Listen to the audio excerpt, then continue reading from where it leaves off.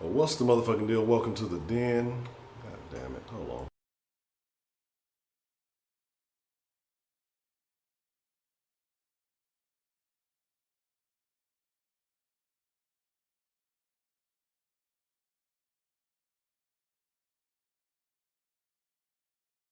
What's the motherfucking deal? Welcome to the den.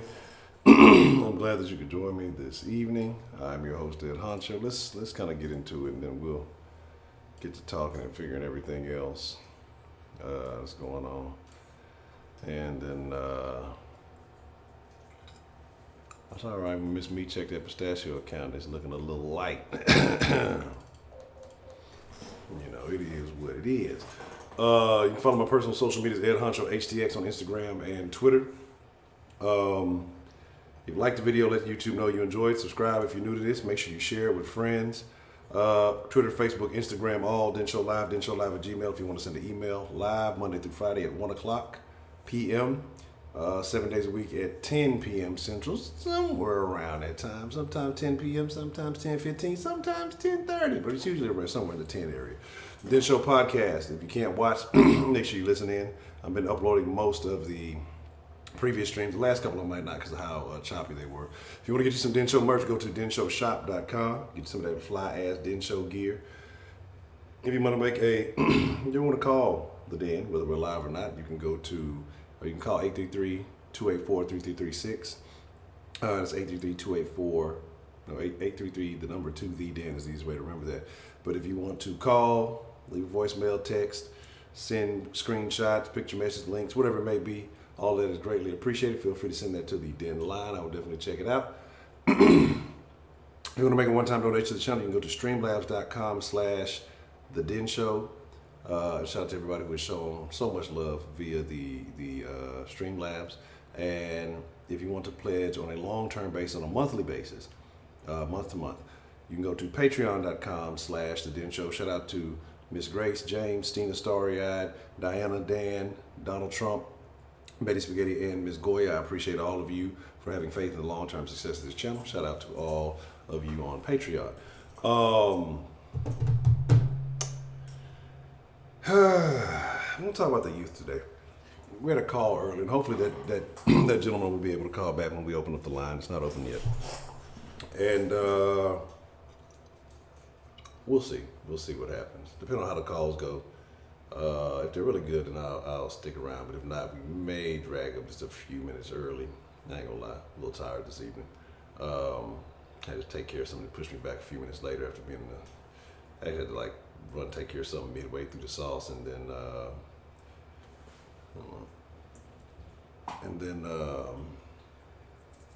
dust in this motherfucker. So we'll see what happens. So if the calls are good, we'll keep them rolling. But we'll have a 10-minute rule in effect. We're going to talk about the youth. Why are the youth so disconnected? Teenagers nowadays are doing more goofy shit than ever.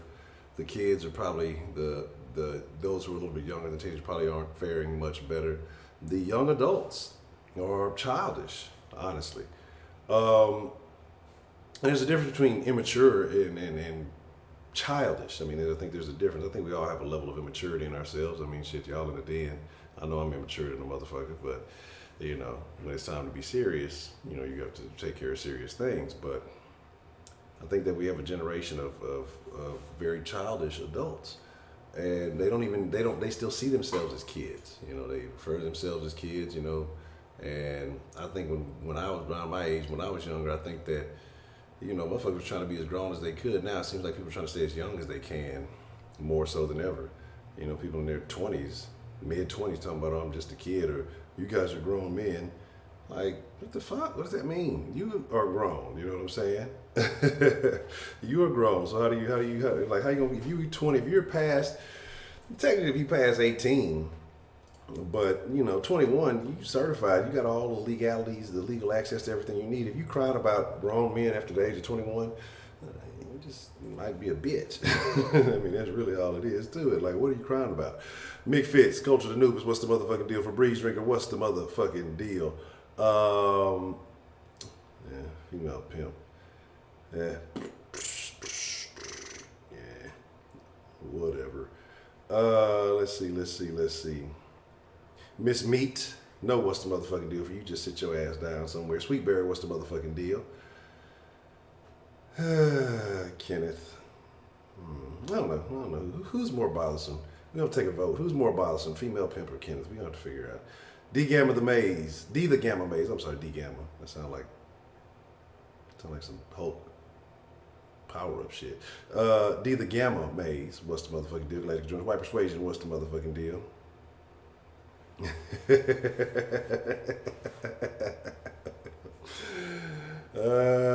White Persuasion. 16 terabytes is completely. I don't have 16 terabytes worth of shit to even want to look at. I don't even keep movies and shit anymore. And the ones I do, I think I got three terabytes. That's about as solid as going. I think one on the SSD, and then the other on.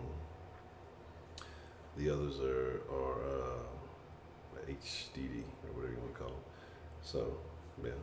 And those two of those are like completely empty. The only thing that has anything on it is the fucking SSD. So there's that. Soul Better, what's the motherfucking deal? Glad you could join us this evening. Always good to see Miss Soul Better. I miss that accent. Miss Bell, always keeping us grounded. That's why I like Miss Bell. She keeps us grounded. Don't let us go too far in any direction. She brings us back to her. So shout out to Miss Bell. Only One Lie, what's the motherfucking deal? Let's see. Nana Diana, what's the motherfucking deal? Let's see. Sweetberry is a. You see how the ladies do? Y'all ever notice that? How the ladies, they say hey to all other ladies. They don't ever speak to y'all. Isn't that rude? That is so rude. Febreze drinking, don't let the pimp you out like that. Get your money back. Let me see. Baker Man, what's the motherfucking deal? Shout out to Dan Strong. For the gas buddy, appreciate it, Dan Strong. Shout out to Dan Strong. Man, I probably thought about that losing Isaiah Rivers at least 7 times today. Like, just randomly, and just started laughing for no damn reason. Just randomly. Because it's like, when just something you completely forget about something. I mean, just haven't thought about it in a long ass. I don't even know when that movie came out. But then when somebody saying it's just like the perfect fucking man, I've been laughing about that shit all fucking day. Rashida, what's the motherfucking deal? 335, what's the motherfucking deal? Let me see.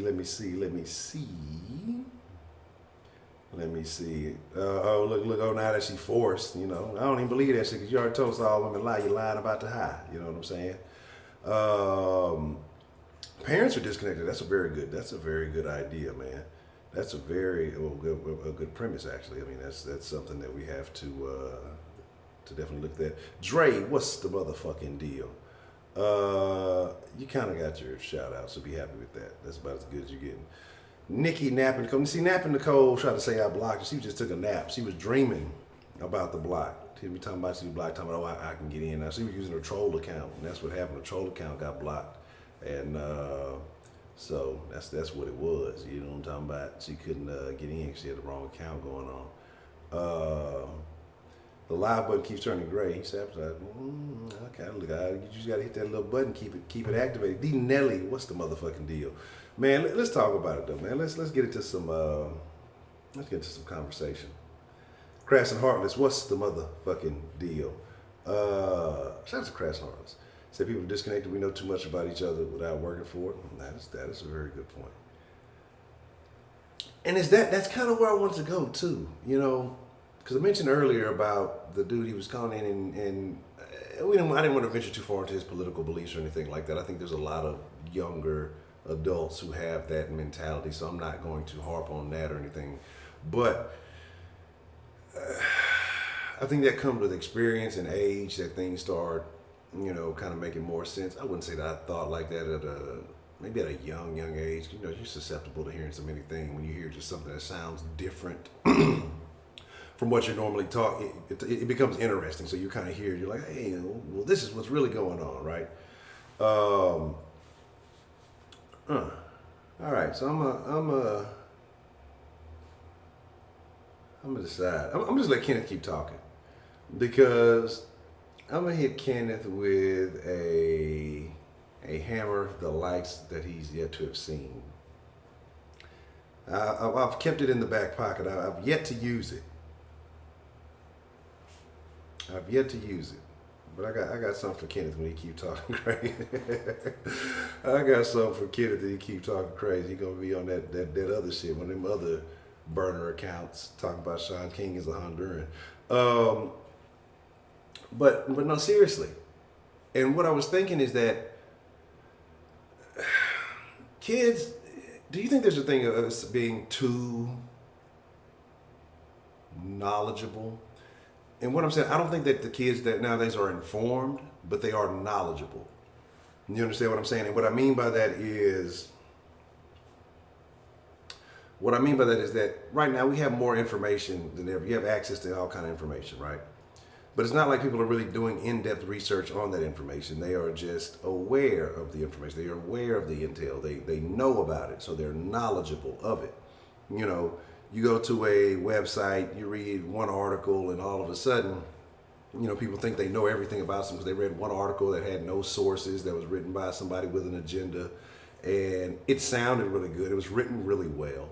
And so it makes you think, oh, well, they cited some survey from some company that was already biased, some biased think tank somewhere. So you get a lot of this information out there because you can find you can find whatever it is that you need to suit your bias, you know, if you look hard enough. And so now I think this is part of the problem. Now, I'm not saying that the parents are not at fault. We're going to get to that. But you have these kids who just, they think they know it all, right? So they're talking about, oh, ain't nobody was there to teach us and nobody was there to do this. But y'all get these little bits of information. Because trust me, when I was young, and this is before the damn internet, right? I used to read me a couple little books, you know, do a little this and do a little that. I used to think I knew it all. I was 5, 6, thinking, you can't tell me nothing. I already know, I know everything that I need to know, and I'm 7 years old. I know about all the dinosaurs, and you can't tell me shit. Tyrannosaurus was an animal. I knew all about the damn dinosaurs. I thought I knew everything I needed to know in life. You couldn't tell me nothing, man.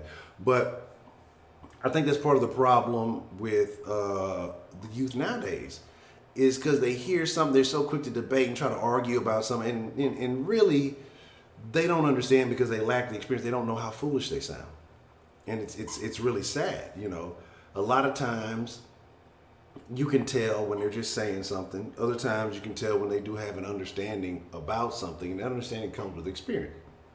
A lot of youth don't have experience. A lot of youth are living vicariously the same way a lot of adults are. And so their experience is really from watching someone else, either via following them on social media. See, what's happening is because, see, it happened to this person over here. This is what's really going on. The overwhelming majority of youth have not experienced a lot of these negative reactions. And this is why I have I think a lot of the stuff we post, when it comes to race and all these things, I think it's traumatic for the youth because, again, we live in a day and age where these experiences are not happening like they were during the Jim Crow era and all that. But the fact that you can see them on repeat over and over, analyze them, break them down, and you can pull every incident from anywhere, even the old ones, and just watch it over and over again. I think that is leaving a negative imprint on the youth. Now, this is not to say that it doesn't happen, but when you watch it over and over again, your mind is a very interesting thing because you can fool yourself very easily. When you have a traumatic experience, your mind, and when you rethink that traumatic experience, the mind does not know the difference between you having that experience or you just mentally reliving that experience. It leaves that traumatic imprint on your brain. So when people who tend to be depressed, people who tend to be have some type of mental suffering, it's because they relive a certain traumatic event over and over and over again. It's like, I've said it before, and again, you know, when you can be upset about something bad can happen to you, right? And you're mad about it for a couple of hours. What do you say? You're in a mood, right? And then I forgot, it's levels to it, but it goes basically, when you stick on something long enough, it becomes a mood, You know, it becomes a demeanor. It becomes basically your personality when you stay on something for so long. And so, with the ability to relive these instances over and over and over and over and over again, this is what a lot of these children are getting ingrained with. And there's nobody there to really sit there and talk to them and tell them, hey, this ain't what this is, this ain't what that is. You got a lot of young, dumb teachers who are telling them a bunch of dumb shit. But, so I think a lot of the technology, because kids are living through the technology, is part of the reason that they are disconnected from reality. Because it's not just that they're disconnected from their parents. They're disconnected from everyone. They don't have emotional connection to one another. They don't have those bonds to their family.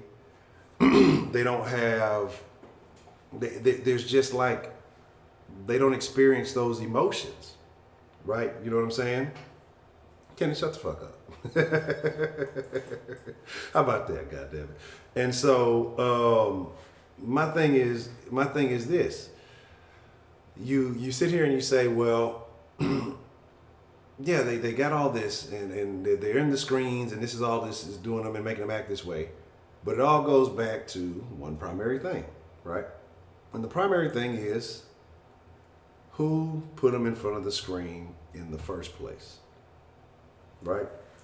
Who put them in front of the screen in the first place? And it's a lot of parents who become lazy. I won't say lazy, but they may be tired. They may have had a tough day, or they're trying to cook, or they're trying to shop in peace, and the kids are crying. I see babies can't talk. They know how to operate a phone. They know how to hold a phone screen and find it. I know kids that cannot talk and read and can't do anything, but they can operate a phone and get to YouTube. Monkeys can operate Instagram. You know what I'm saying? And so they make this stuff, they design this, they're very intelligent people design this stuff in a particular way so that it works like this. And so this is where the kids start to get, hey, it starts off one time here, take the phone, be quiet. And the parent sees that works, or the TV screen. We can't lie, because a lot of kids, in our generation, were raised in front of the TV screen. You go watch TV, go do this, go do that. That's where people mention the Cosby Show. People were raised by the Cosby Show, A Different World, and other various shows. So, but now because the screen goes with you anywhere you want it to, you can see it whenever you want to. The youth of today, why it is back on the bullshit. Like, I don't know why it is back on the bullshit. It's just been doing it. I'm not having any other issues. I've cleaned up and cleaned out, and then done it. It's been. I wonder. I'm gonna have to do some other stuff. But so my thing is this, Kenneth, if you're goofy ass with a fucking listen, I just said it's the parents, so shut the fuck up. I like being mean to Kenneth. I'm gonna put Kenneth on the band. I'm waiting for Kenneth to say something real stupid so I can hit him with the little band thingy. And so the thing is, they start putting the youth in front of that, the parents, then they start getting lost on their own phone screens,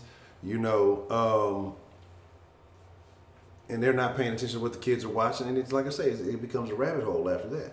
Like right now, every night after the stream, I go to Kenneth's house and I go in his mom's room and I say, hey, do you know what your son has been watching? She's like, no. He's like, well, he's been watching The Den, which I just came off of, and so then whatever happens after that happens after that. But that's a whole nother story. You know what I'm saying? But I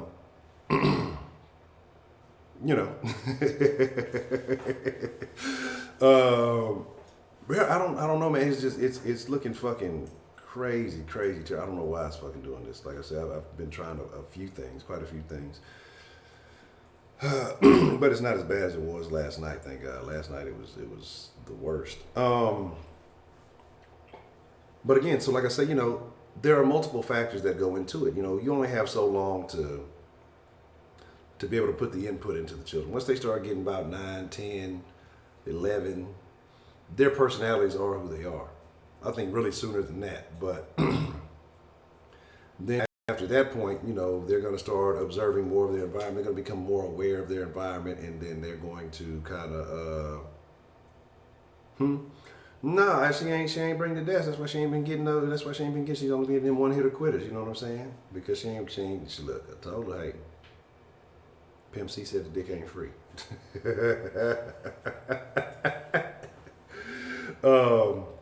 But again, like I said, I think there's levels to this, and I'm not gonna cover it all. I'm gonna get ready to open up the line so I can let you guys, spill your thoughts on the topic, because I think it's really much deeper than the little bit that I've covered. I'm gonna be honest, and if this stuff just gets to getting crazy laggy again, like it is, like it's starting to look like it is, we may drag it, because I really can't. I hate the laggy shit, because I want, again, like I said, with it looking crazy and doing all this dumb shit, it just does not make any sense, I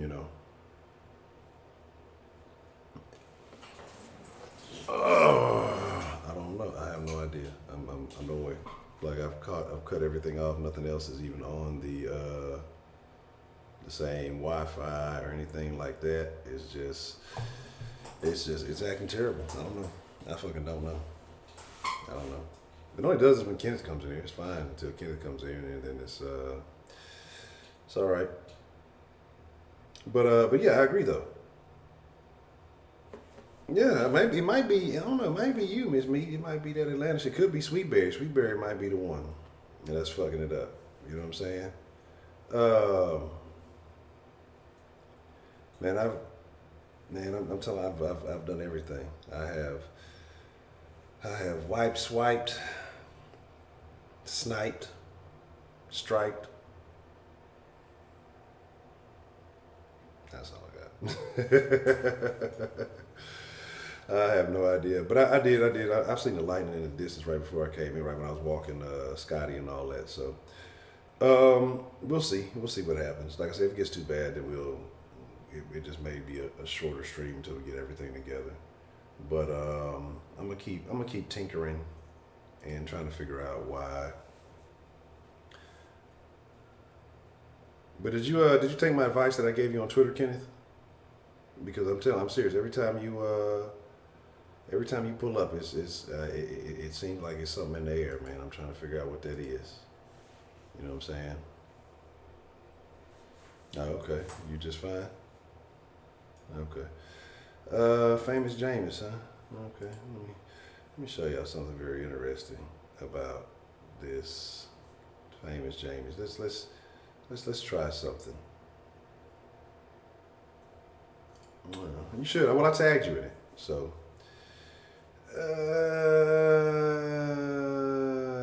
What's your favorite number, Famous James?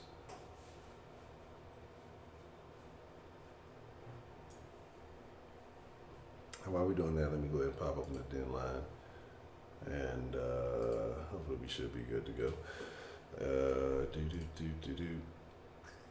Because I did do a little bit of rearranging, but I thought I kept everything kind of out the way, so I may have to see how much of an impact that has on some things. But that really shouldn't be an issue. I don't think that should be the issue.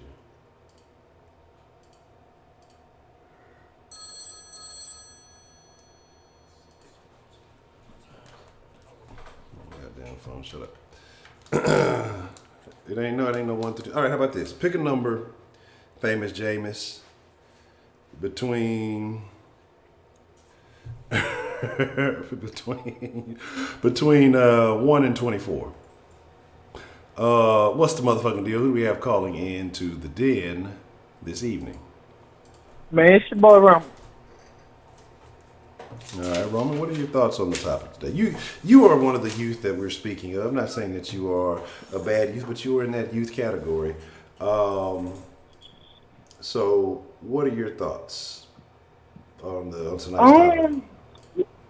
Well, before I say that, Famous James better pick number 22, bro. That's my favorite number. Pick 22. But I think was like the disconnect, Honcho, is, man, what they don't is what kids are not taught. And I really feel like that, of course, goes back to I think it goes back to childhood. I think especially to where, like, that's why you have a lot of these issues with older people and younger people how they have problems or they don't get along because they're not. It's that bridge of age. It's an age gap there, and it's a bridge of the new and the old. You know what I mean? And I feel like there's no reason or there's no way that we can both, like the old and the new, to try to understand each other.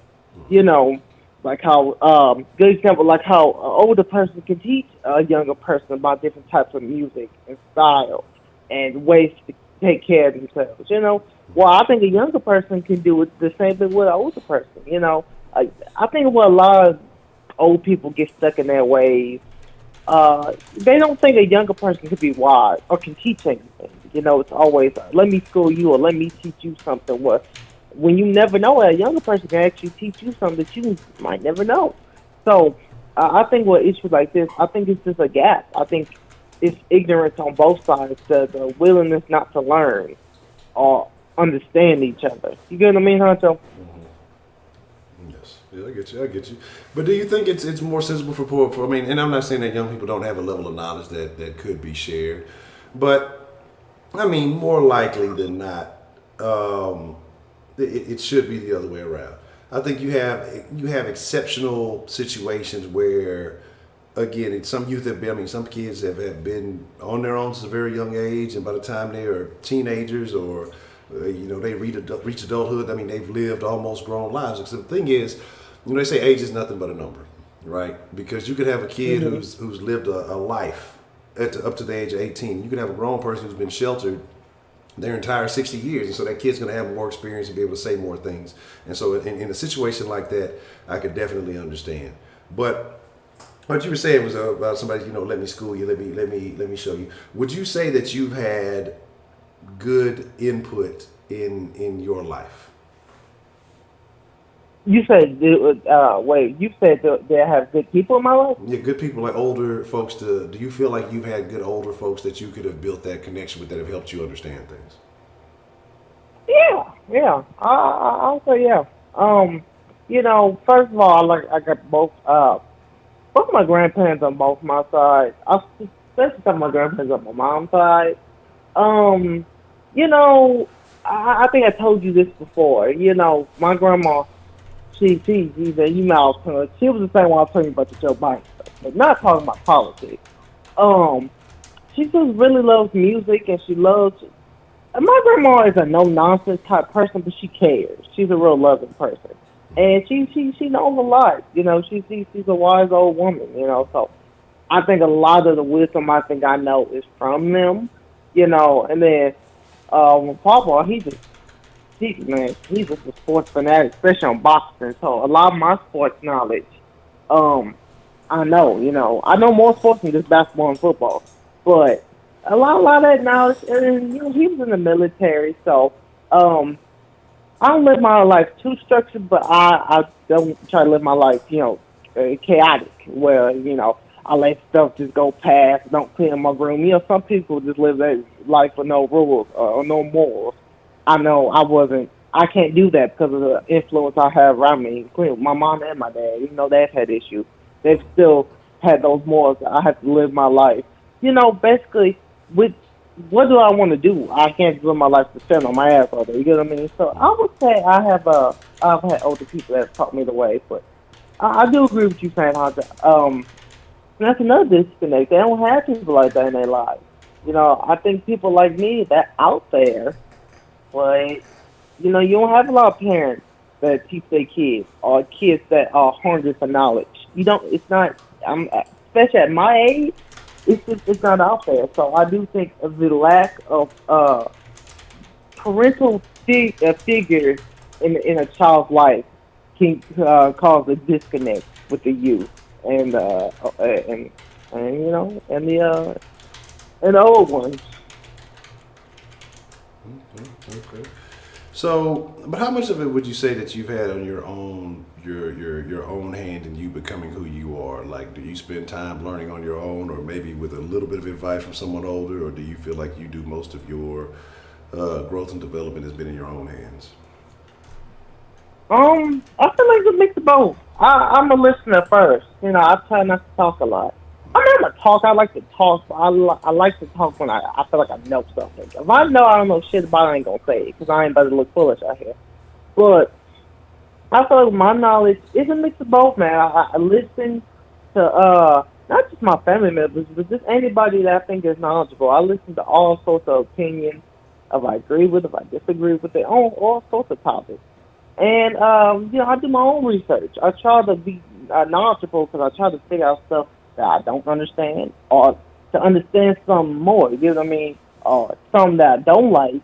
So if I ever have a debate or argument or just a conversation with somebody, I can defend myself in that argument or that debate. Or some I do like, I can express my knowledge even more in something I'm talking about.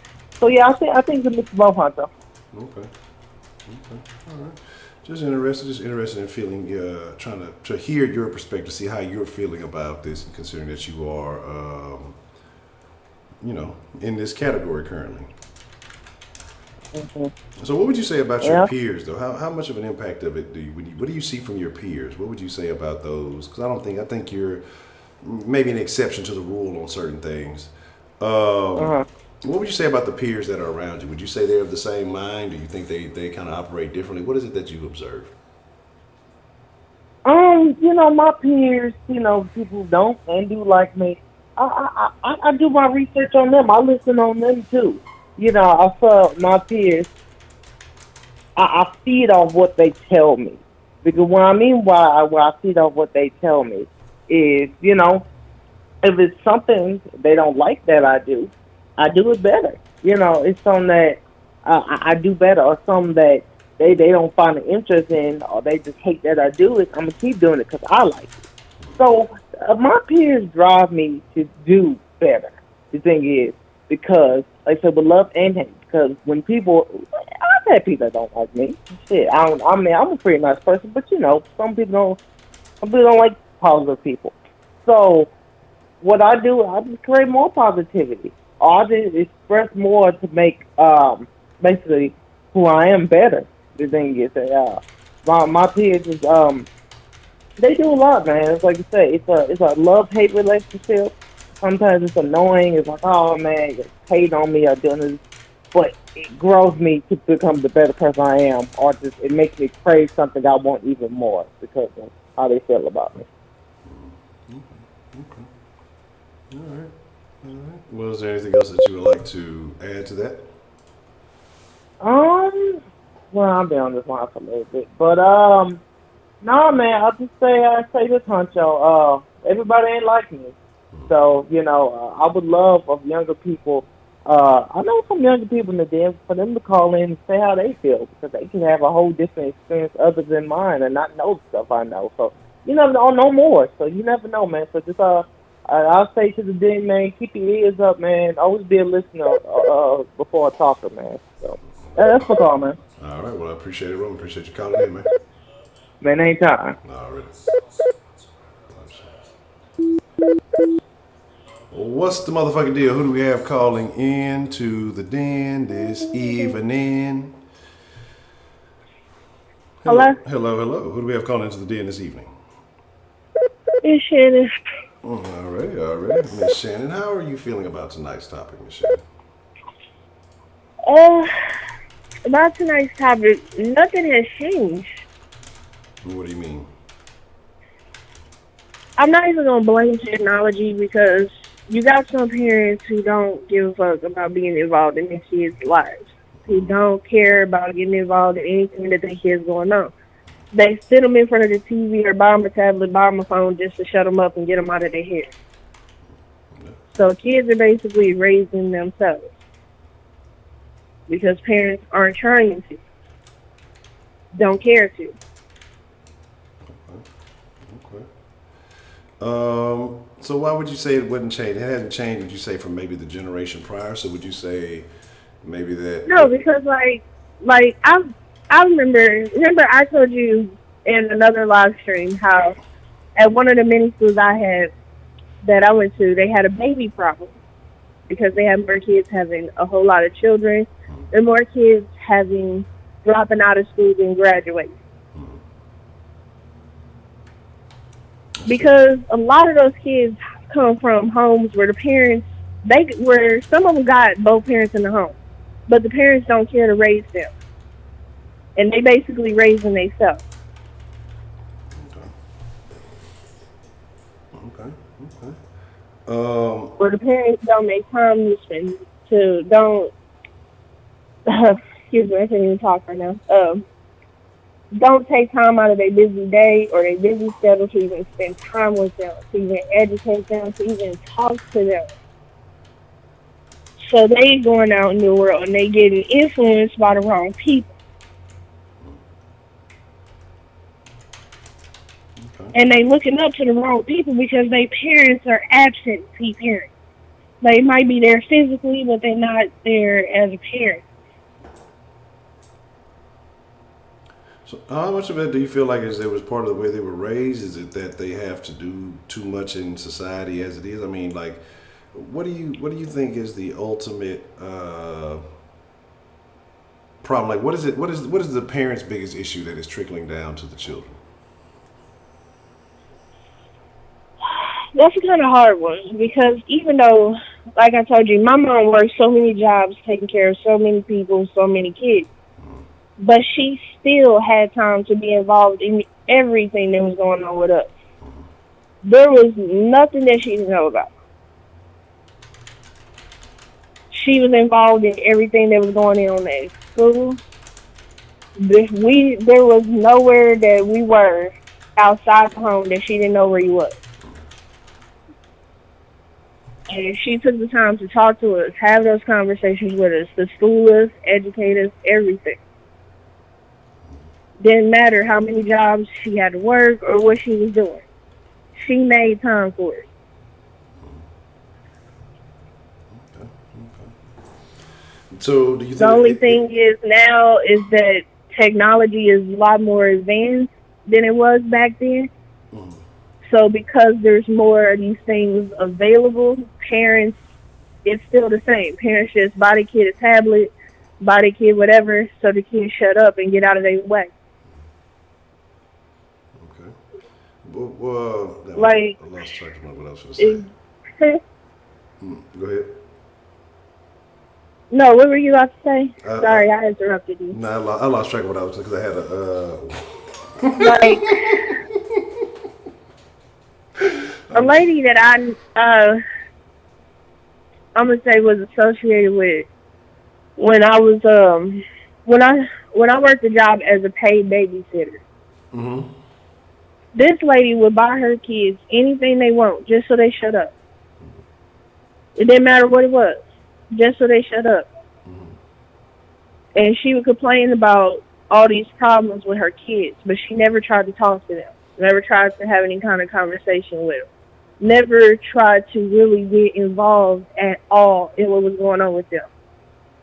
And I would be the one talking that they would talk to, that they would tell things to, but they didn't tell her because she didn't care to listen. Because she didn't really care. She just, take this and shut up. So you think okay? So, and this is why I think that it's a lot of things. So ultimately, what you're saying is that it comes down to is it more about the time or is it the quality of the time that's being spent? Because you talked about, I remember what I was going to ask you earlier when you said that your mom knew everything. So is that something that a parent has to make a priority in their children's lives, to understand them, to get to know their children? Yes. Okay. You as a parent should be on your top priority to be involved in everything in your kid's life. Like the things we talked about mostly, and then that falls on the parents. Because they are not being parents, so their kids are being influenced by the wrong people. Kids are looking up to the wrong celebrities on TV, the wrong idols, the wrong figures, because the parents aren't teaching them anything. The parents aren't there. They're just absentee parents. They might be there physically, but they aren't parents. And a lot of them don't care to parent. Do you think there's an age where it's too far gone for a parent to try to have an influence on the child? Personally, I honestly can't even answer that because my upbringing was so much different than now. Because, we didn't get devices until we about 15, 16. I didn't get any cell phone until I was 15, 16. You had the landline in the house. And my mom, she didn't allow you to stay in the house all day playing video games. You went outside, you played, and everything. And when it got dark outside, then you could come in and play the video game. But you didn't stay on it for hours or all day. And she would only let us stay up late on the weekend. Okay. So there was structure, there was rules there. Yes. Okay. Okay. Like, we were watching horror movies at a young age, but even then, my mom was having a conversation with us. So we knew what we were seeing on TV is not real. That it's make-believe, it's fake. So there was nothing that we're going to go out into the real world and try any of that bullshit. Because we knew what we were seeing was fake. It was make-believe. Okay. So is there somebody maybe that you have, maybe a relative or somebody, a comparison that you can make, maybe the quality of the relationship that you had with your mom, maybe to a relative who not so much, and how they've turned out compared to how you've turned out? Can you repeat the question? I didn't hear you. The phone cut out. Okay, so what I'm saying is, like, do you have, say, a relative who may not have had, say, as good of a relationship with their parents as you did with your mom? And how would you say you turned out compared to how they turned out? Oh, well, compared to my cousin on my dad's side, I've turned out a lot better than them. Because the reason why is because their parents are just terrible mothers and fathers to begin with. And a lot of them on that side have been on drugs, been locked up too many times, and had so many children out of high school, dropped out of high school. So they basically raised themselves. Compared to the fact that I not only had my mom, but I had all her brothers as father figures to educate me on other things too. And I had elders on the block that I listened to. Because, like, I would listen to all my elders. Even the elderly people on my street, when they would talk, tell their stories, and tell you basically life lessons. And it's because of that I was never really that kid who really got in trouble too much in school. Because I kept myself away from that. So like after my grandmother passed, I got more involved in after school activities to keep myself away from the stuff while my friends were basically wilding out, doing drugs, partying, and some of them were even getting locked up. I kept myself away from that. So how much of that is your own personal decision, and how much of that is you actually listening to, what your parents said? Because there's a lot of people who, their parents tell them this and that, and they have good parents who are in their lives and who have, put them through all kind of activities and been there, but then they get around friends and they value the input from friends and their social circles more so than what their parents are telling them, and they go and they end up making bad decisions. So how much of that was your own personal choice, and how much of that was you actually listening to what your mom said? It's both, because of the knowledge passed on to me from my elders. And a lot of that knowledge that has been passed on to me helps me in my adult life too. Because it helps me quite a bit in my adult life, especially when it comes to making the decisions that are best for me.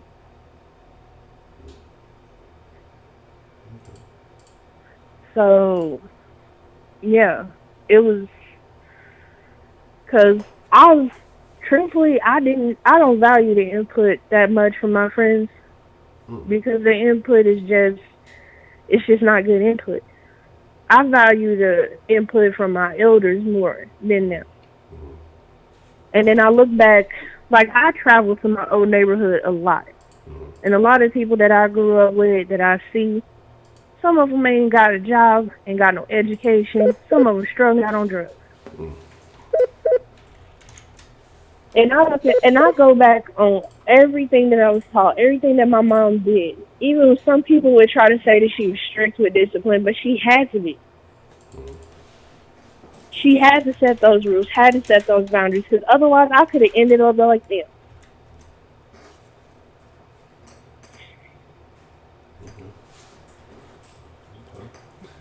So, do you thank your mom for that? Yeah, I do. I thank her all the time, every time I see her. Every time I travel to my neighborhood, because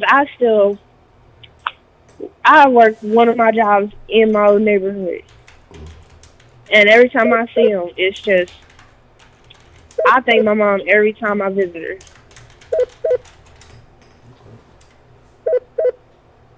That's good, as it should be. You should definitely do that. But even though, like It's you just a said, different mentality with parents. so even a lot of Because these you kids who have don't these have parents who don't care. the parents are like the kids who don't have that raising, that upbringing, right? Yeah. And they kind of venture forth. They may not have had that, but why don't they even take the opportunity to listen to people who do try to give them advice? It may not be their parents. They may be a little older and kind of going down a wrong direction. Why don't you think they listen to people who may be trying to chime in, even though they may be a little bit older, and take that kind of advice? Oh, honestly, I can't even answer that. Because there are some people that I know that didn't have an upbringing that turned out for the better. But then you got most of those who didn't have an upbringing that turned out for the worst. Okay. So I can't even blame the fact that I don't even blame the fact of technology or fathers not being in the home or anything like that, because there's so many different factors.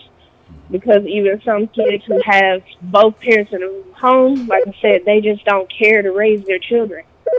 They don't care to talk to their children, school their children. They don't care about being involved in their kids' lives.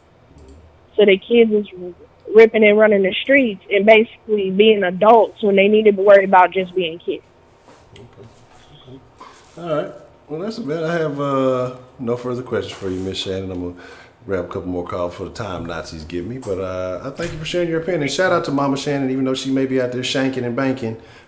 She raised a good kid, even though we're still kind of wondering. I don't know if you saw that video. Yeah, I saw that. I saw that.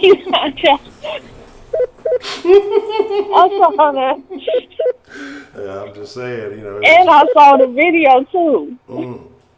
you know, Uh-uh. I'm just saying, hey, I don't know. I'm just saying, from that angle, it could have been anybody. I don't know. There was just some similarities Whatever. and some questions, but it is what it is. But Michelle, I think, I got to give you a hard time, but I appreciate you calling in and sharing. Whatever. Fuck all y'all. For real. Look, I'm just trying to, I was just trying to just confirm, I ain't want nobody to run up on you thinking it was you. That is not me. Okay. I'm not trying to say that woman was me. Okay, I don't know. I didn't see the face. I couldn't see the face. I'm saying? I knew that she was in a popular aisle that you used to have a friendship with, and so I was just making sure, you ain't revert to your old ways. That's all I'm saying. That's all I got. So there's that. But that's a bad, man. That's a bad. But I appreciate you, Miss Shannon. I appreciate you calling and sharing that with us. Hello. Bye.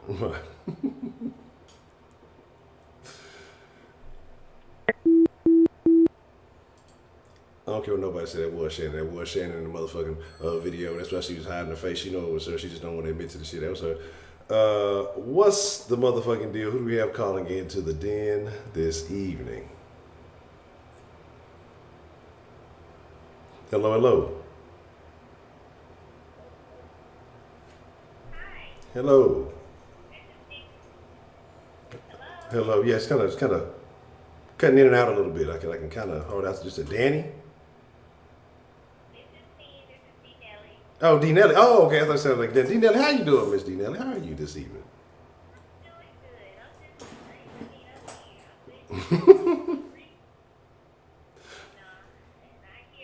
I mean, I see a lot, but what our people, I mean, I'm just, I'm always pushing for the truth.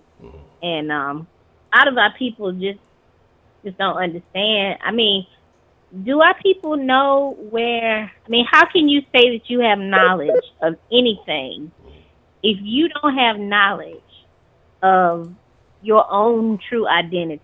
If you don't have knowledge of your ancestors, if you don't even believe in the forefathers you came from, and their blood is running warm in your veins, I mean, their DNA is in your veins. You don't believe who you came from. So how can you say that you have knowledge? I mean, I just want to know. I mean, help me understand.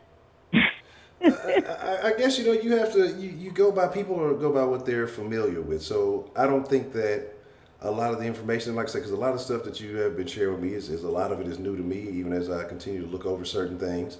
And you have that. What's the word? When you've always thought of something a certain way, sometimes it can be hard to embrace something that seems kind of new to you, right? And some people don't even have the opportunity of being presented with this information, so they're going to operate a certain way. But what do you think is it that? What do you think it is that doesn't even bring up that doesn't even pique that level of interest in people to even want to know about their history? They're just kind of going as they are. To know where you came from in order to understand who you are. I mean, you have to know where you came from. I mean, of course, we have grandmothers, great grandmothers, and our parents taught us this and taught us that. But where did we actually come from? To know who we are and to know where we're going. And I want to read something to you. The fear of the Lord is the beginning of knowledge, but fools despise wisdom and instruction. So I posted something earlier, and someone came on. I think it was LA, and she said that most people don't believe. So, I mean, if you don't believe, that means you don't have knowledge of much. What? And my children were raised in the truth. They were raised in the truth. They were raised without, they didn't indulge in pagan holidays. They didn't indulge with, like the tooth fairy and all that, those lies. My children didn't care for none of that stuff. They care for the truth. And today I give my children anything they want. But at the same time, they don't even want much, because all they want to know, they want to know about Abraham. They want to know about their forefathers. They want to know, what's happening in the Bible, what's in the New Testament, what's going to happen in 400 years when 400 years is up. They want to know stuff like that. My children are very educated and they're raised right. I mean, that's the fear of the Father is the beginning of knowledge. That's all I'm saying. So, if we don't believe in the Father, then how can we say we have knowledge? That's all I'm asking. But what about the people who, because it's a lot of people who let me make sure I put this right, or visual people, right? And so maybe they have a hard time believing if they don't see some type of visual evidence. What do you say to a person like that? Should they learn to rely on faith, or how do you approach someone like that? Say that again now? I couldn't. So I'm saying, okay, well, how do you approach a person who wants to see visual evidence? Anybody? I'm sorry. No, I'm just trying to put it the right way. I don't know if I'm wording it properly, but like I say, some people don't believe in things unless they see it with their own eyes. And so what I'm asking is so say you're encountering somebody and you're providing them this new information that is totally new to them. But how do you explain to somebody who feels like they need visual evidence to understand or to you know what?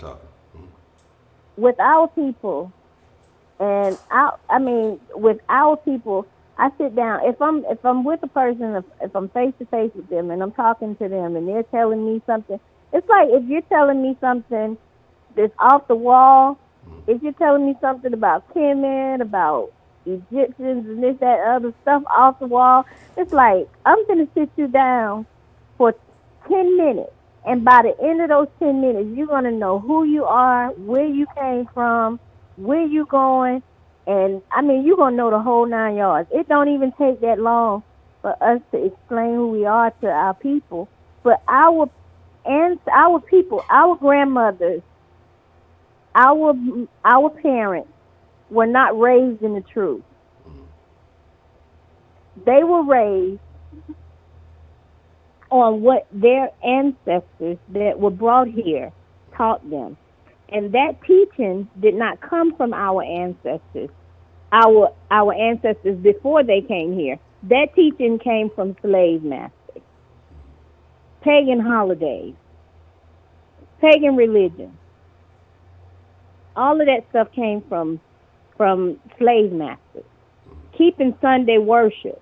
That's not even in the Bible. We're supposed to keep Sabbath day. We're supposed to keep the feast days of the Most High. All of that stuff, that's knowledge. What we're talking about is discipline this and discipline that. Our people were not disciplined like our grandparents disciplined us. Our people are disciplined according to the way the slave masters disciplined our grandparents, our great grandparents. So none of what we've learned, but none of what we've learned in the 400 years in this land is truth. None of it. We have to read for ourselves. We have to know where we came from, and if you don't know, ask somebody. My children had to teach their grandparents. Before my father died at the age of 80, he understood who he was. He said, I am an Israelite. I know this. He knew who he was. But my children had to teach their ancestors. Their grandparents were ancestors. They had to teach their people this. They had to teach their father the truth. Because he still, even though they told him that we don't indulge in Christmas and stuff like that, he still wanted them to do it. They had to sit him down and teach him the truth according to the Bible of what is what. Because we have been lied to for 400 years. I got one or two other questions for you, if you don't mind asking. You know what I mean? Mind me asking. And so you mentioned the Sabbath, and so that would be Saturday, right? That would be from Friday evening to Saturday evening, which is a 24-hour day. It's a Sabbath day. Remember, when the Most High created the earth, and when I say this, it was created almost 7,000 years ago. But when he created the earth without light. On the fourth day, which is 1,000, the fourth day, which to Yah, to the Most High God, one day to him is 1,000 years to us. So on the fourth day, which is 4,000 years, he created light. But there was no light in the 4,000 years. So so it was evening to evening, if you understand what I'm saying. No, I get what you're saying. Okay. Okay. But that Sabbath day is from Friday evening to Saturday evening. Okay. And it had nothing to do with Pagan Sunday. This is something I'll send you in either your email or either I text it to you. But it had nothing to do with Pagan Sunday worship. That's something that came through the Inquisition, which was through the Roman Catholic and the Jesuits. And that's where the name Jesus came from, was the Jesuits. Okay. And the other thing I have to ask is, now, you say that, and I've heard other people say this, and like I said, 'cause you send me a lot, I haven't got to catch all. I've been catching them as I can here and there. But you say that you follow the law. What Right. is exactly defined by the law? What is the law itself? When you say that, what are you exactly speaking of? Which is the first 5 books of the Bible, which is Torah. It's called Torah. And it's the commandment, the 4th commandment. And I don't understand how even the pastors that lie to our people on Sunday. I mean, how could our people sit there? It's as if they don't read the Bible nor the 10 commandments. The Sabbath day is the 4th commandment. We are supposed to obey the Most High God before we obey anyone.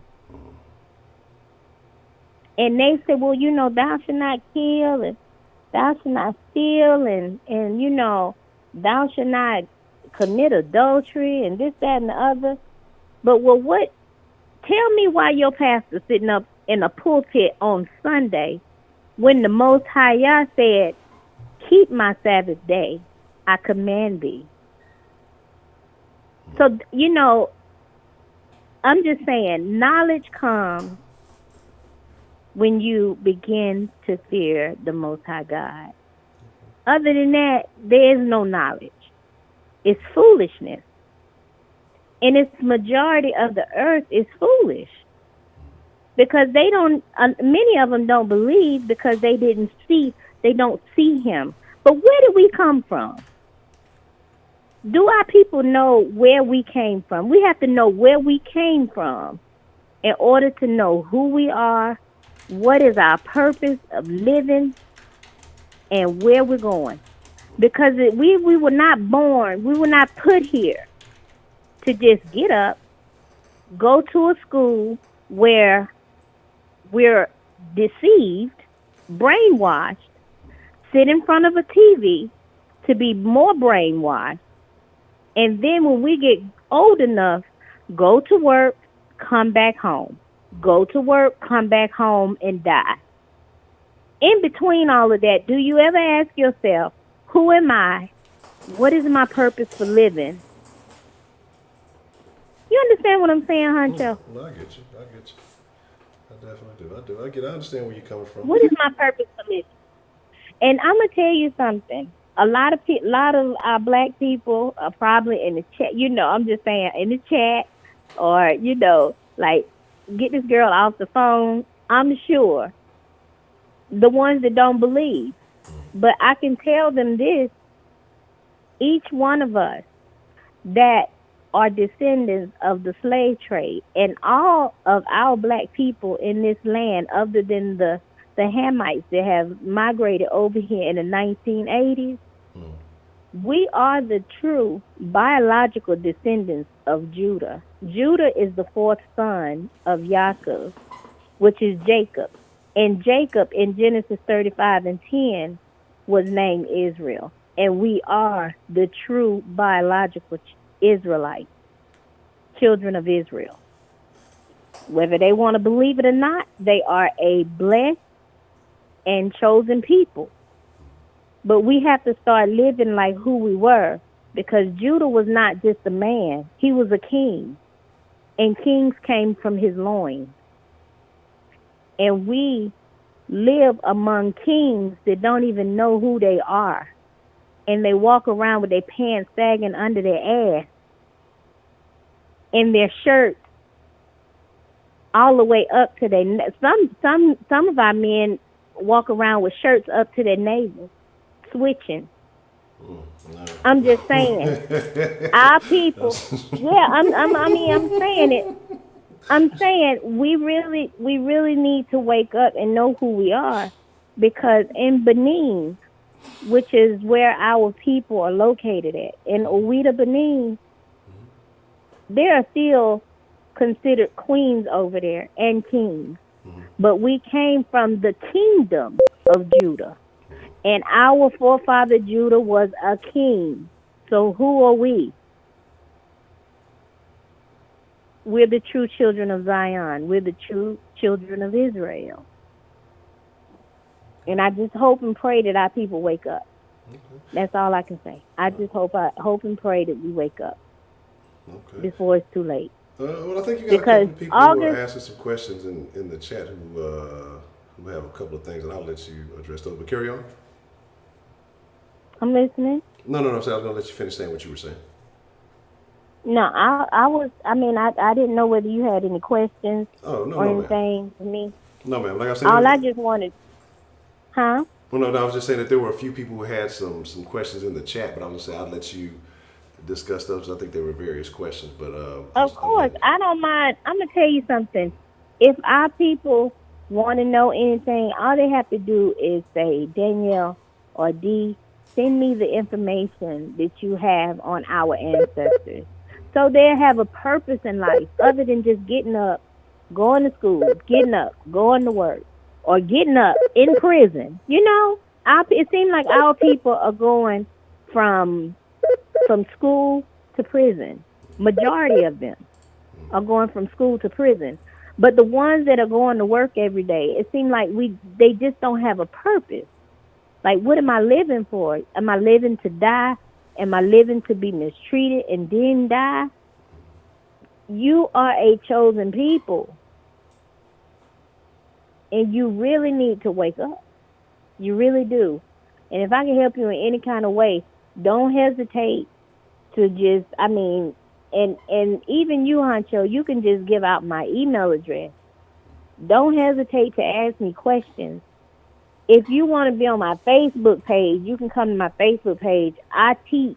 I've been teaching the truth for a long time. Before my father left here and went to his grave, he knew who he was. He knew he was a king. He was my king. But he was the son of a king. He knew that. And we have a purpose. And I'm going to tell you something. When you know who you are, and when you know where you came from, and you know it without a shadow of a doubt, you hold your head up high, and everyone around you, and I'm telling you, everyone around you that are not us, that are white people, majority of them know who we are. Majority of them know who we are. And when I woke up, I was like, wait a minute, really? Are you serious? So they know who I am. And when I walk around and I have my head wrap on and I have my dresses on and and they're looking at me like as if, wow, you are beautiful. And I hear this. I hear this so much, even in the stores. You are so beautiful. Your hair, I love your dress. I love your head wraps. Because that's who we are. That's what we are. We are a beautiful heritage. And we are not here as a homeborn slave. We are a beautiful royal people. And we need to wake up. Okay. That's all I'm saying. And knowledge comes with fearing Yah and obeying him. Knowledge is not discipline. Well, my parents disciplined me over here, and my mom taught me this, because what we've been taught, everything we've been taught in 400 years have been lies. Our ancestors were destroyed. They were burned alive, and their children were taken by the Romans and the Jesuits and taught from children growing up in this land. They were brought here as children, and they were brought here and they were raised up in religion. Everything that we're teaching today, including LGBTQ, all of that stuff is against the Most High God. And now today, they're telling preachers not to preach about it being an abomination. We supposed to love. We supposed to love. You're not going to force this down my throat. And you're not going to force this down my children's throat. And you're not going to make me love something that the Most High God hates. And everything that he hates, man has taught us to love. Everything. Everything that we talk about in the chat, and everything that I listen to, our people talking about, I can just get, all I have to do is go to the scripture and say, this is how our Father feels. He don't even this is stuff that he despised. This is stuff that we die for. I mean, being gay is something that we're gonna die for. We're gonna die. We're gonna burn in the lake of fire for eternity for something that man has taught you to love. Our people better wake up. That's all I'm saying. There you go. Okay, Miss D. Nelly. I appreciate you calling in and sharing that. And like I said, I think there's some people in the chat with some questions. So if you want to check those out, I'm gonna be kind of reading in. But yeah, I love my Den family. Oh my goodness. We gonna have to have because I know we have so many different backgrounds and different beliefs in here. We're gonna have to have a religious conversation. Yeah, see, this is the difference. This is the difference, Honcho. This is not just a belief. This is this is our bloodline. This is our heritage. This is something this is real. I mean, we can go to West Africa right now, to the Igbos, to who they call the Bantu, the Zulu, the Nguni. We can go right now to them, and they'll tell you who they are. The Limba. That's the tribe of Levi, which is in Southern Africa. So, I mean, we can go to them right now, and they'll tell you, yes. I mean, there's 12 brothers and one sister, and we are the fourth. We are the children from the fourth son, which is Judah. They'll tell you that. They tell you.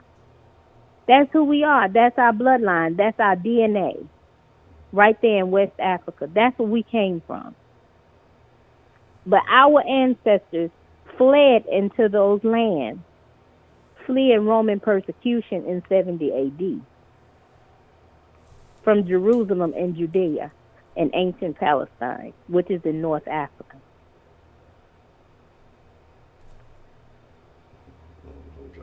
I just, all I can do is pray. I love my Den family, but I really, really, really just, I want all of our people to wake up. And I know the Most High even says only a remnant will return.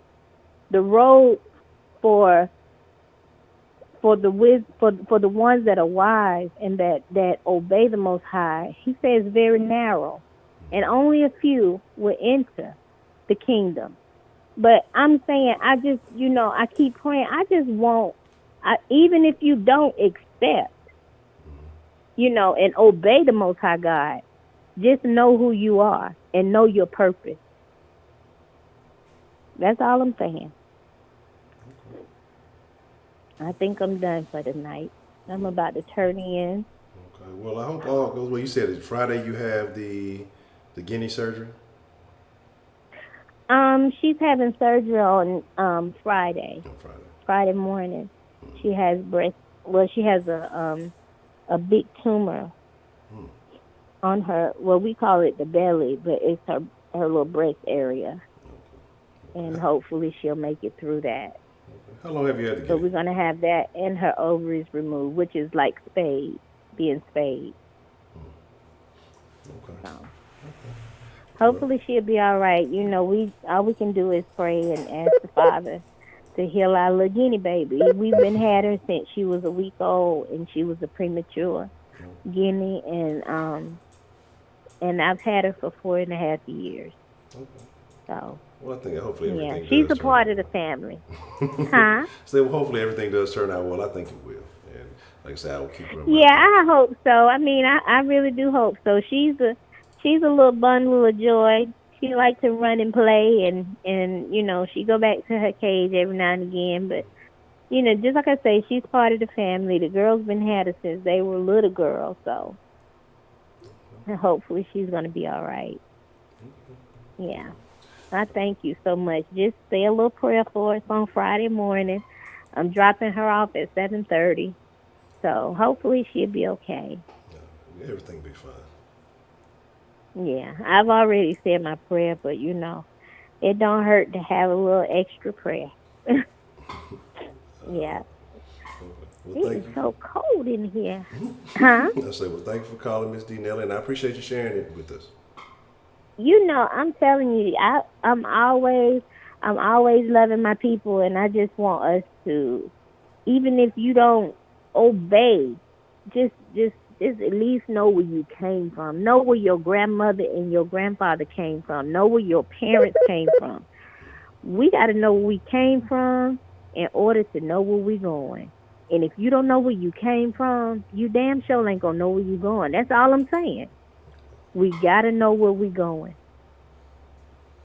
and that's the truth.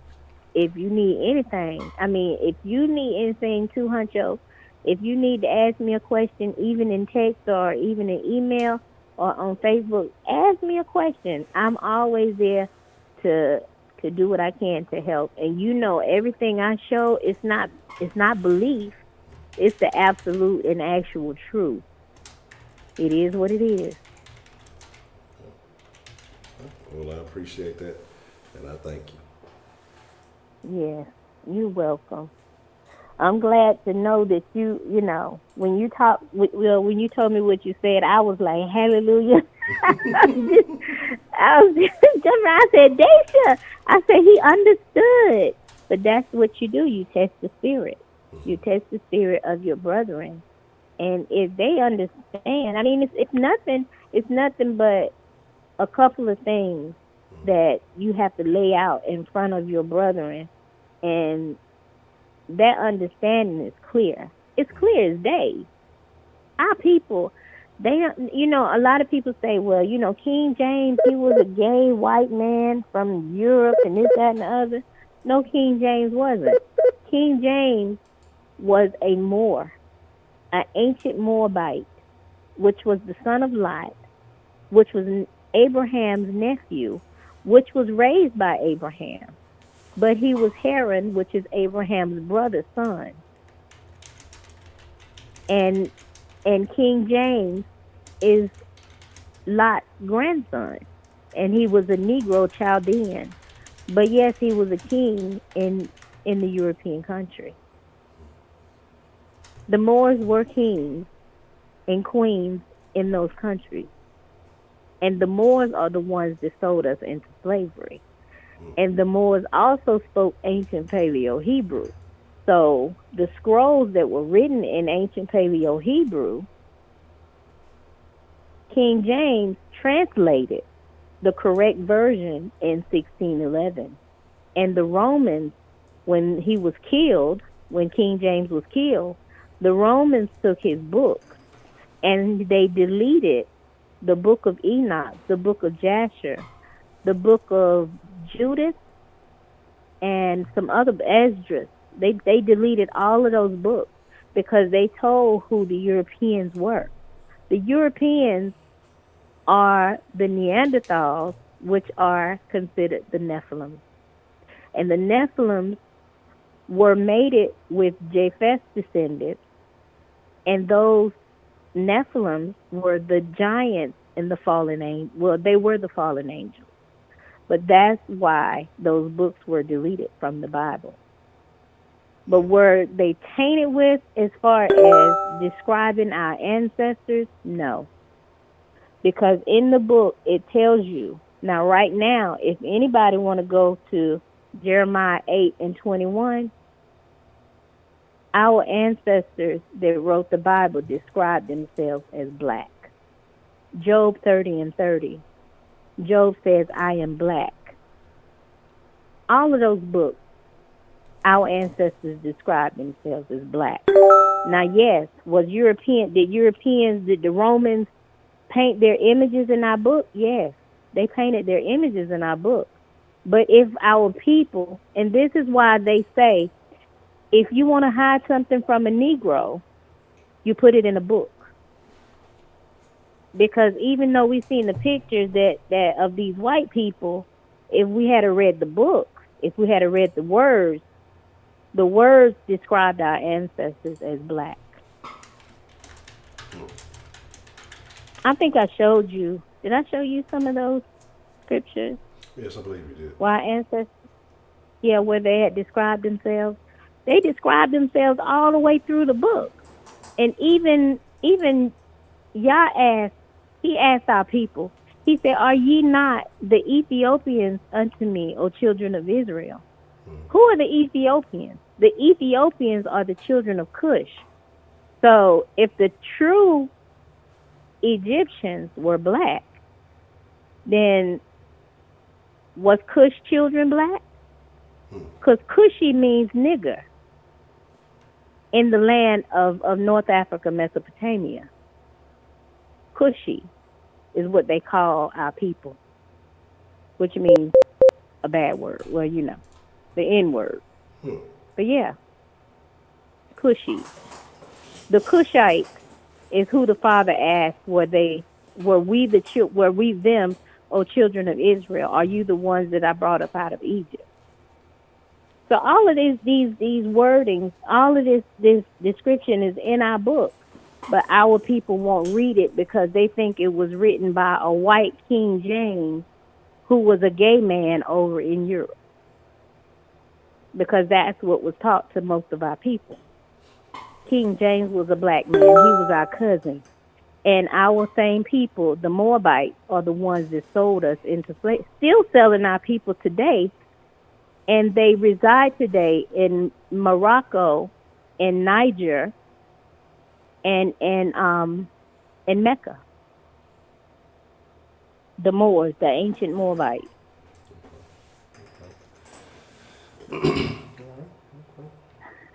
Well, I'm not gonna hold you, but you know I love talking to you. And if you ever have any questions, just don't hesitate. If I have any questions for you, I ain't gonna hesitate. And if I feel like I'm gonna call in, I'm gonna call in. And yes, I love my Den family. Well, hopefully some folks will take some. I took Always. some notes, and hopefully some things people will walking away with some information they may not have known. All right. Well, shout out to my Sweet Berry 32 and Mrs. Meat 37. You go, girls. Those are the two worst ones you can holler at. That's the two worst ones in the game. No. You cannot talk about my siblings this way. Yeah. Well, there you go. Then got quiet. Okay. Well, anyway, y'all be sweet and have a good night. I'm gonna sit here. I'm gonna read a little bit more in the den and answer a couple of questions. And anytime my brethren, my siblings, y'all want to know something, I do not mind. I take time out of any schedule I have to help my people. That's what we're supposed to do. But just know that knowledge comes when you obey and you fear the Most High Yah. That's where knowledge comes from. That's where wisdom starts. It's not from our parents. It's not from our grandparents, because our people have been raised and deceived for the past 400 years, ever since we came here in 1619. And this year is 2019. That's exactly 400 years. That's how long y'all said we would be here in this land. It's 400 years. So it's really time for our people to wake up. All right, brethren. I'm going to let you go. All right, Y'all have a nice night, and I'm finna get back down in this chat. All right, you too. Thank you for calling. All right. No. Okay. Now, I want y'all to understand something. There's a reason for everything. Now, I saw a lot of y'all having your own input, and I told y'all I was going to probably drag up on y'all early tonight. But, you know, sometimes the den goes another direction sometimes. And so I think some of y'all had some things that look like y'all wanted to dispute. So if you feel like you have something that you want to counteract, let's have this discussion right now. And I'm gonna call Miss Soulbetter back. Miss Soulbetter was definitely trying to get in. I gotta hear my Miss Soul, but I ain't seen her in a minute. But what's the motherfucking deal? Who do we have calling in to the den this evening? It's straight, man. What's on your mind? It was a little. I missed what you just said there. Mm-hmm. But there was a little bit of misinterpretation there on the last author's part. Okay. Just trying to figure out where to start on this. First of all, Jesus was not added into the Bible by any Europeans or anything like that. His name was actually mistranslated from when they were going back through the Hebrews stuff. And basically, the original text was done in like ancient Hebrew mixed with some ancient Greek and ancient what the hell's the other language? Starts to say I don't know, some other shit. Doesn't matter. But it was like 3 different cultures that was going on at the same time. And when people go back to decode everything, they keep fucking everything up because they're expecting to find one thing and they're finding other things. And now when they're looking at it, they're starting to figure things out.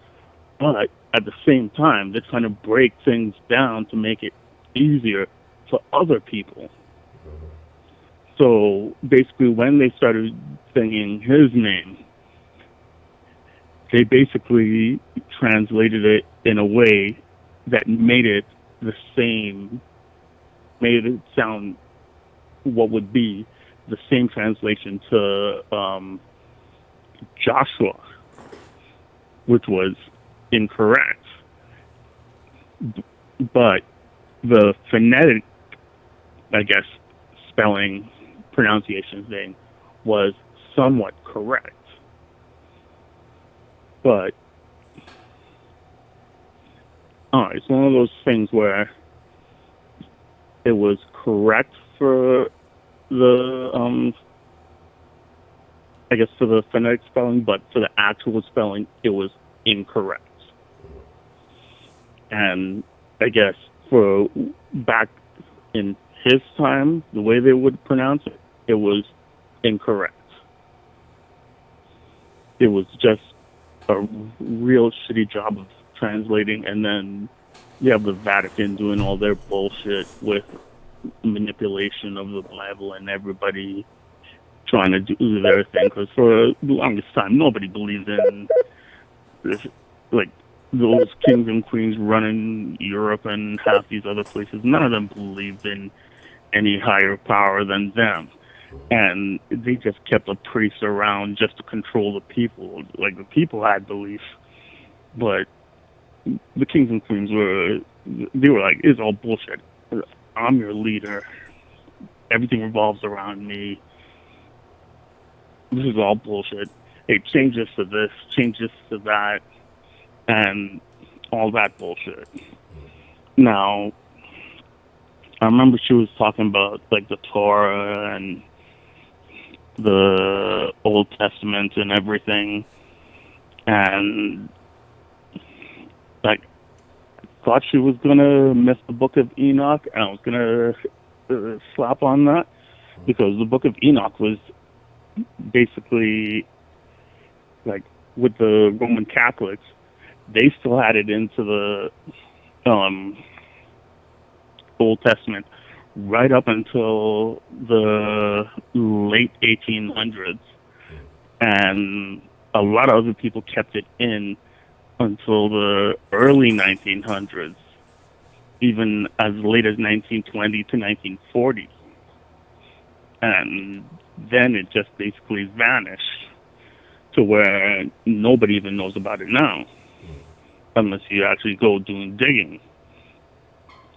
But like, there's like the book of Mary Magdalene, where they're finding different versions of that, and like all the books of the New Testament, there's multiple versions of that, all hidden in the Vatican, because none of those books in the New Testament were written by the actual people. It was written by the followers of the followers, and in some cases, the followers of the followers of the followers of Jesus. And like, there's even like a book of Iscariot, which is extremely controversial, because it goes on to say that Jesus didn't die on the cross; it was Judas, and like Jesus went on to live. And I don't know, there's like a whole bunch of different theories about, and versions of that one scripture. But like every single disciple, every single apostle had their own book, which is all hidden in the Vatican. And the thing is, anybody, I guess, under Christianity or whatever, that reads a Bible and believes in the Bible, if you get to the New Testament and that's part of your Bible, what the fuck are you doing with the Old Testament? Like, really, unless you're reading it for background information, okay, cool.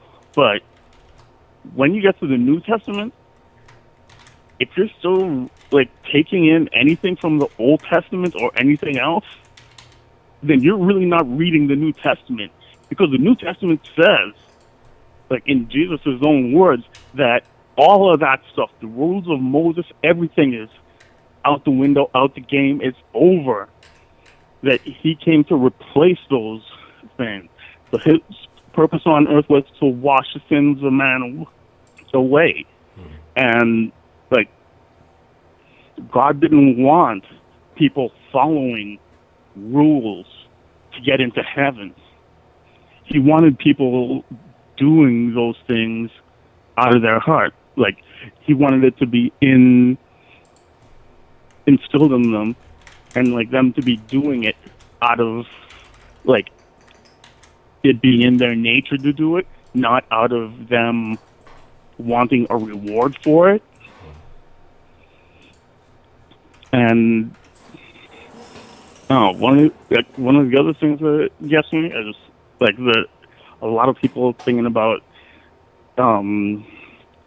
gay and lesbians being like against the Bible and abomination and everything, and that's just like some old KKK bullshit where they were going off on some tangent shit. Because like, first off, I agree, God doesn't make mistakes, but the devil corrupts. So for like transgender and all that shit,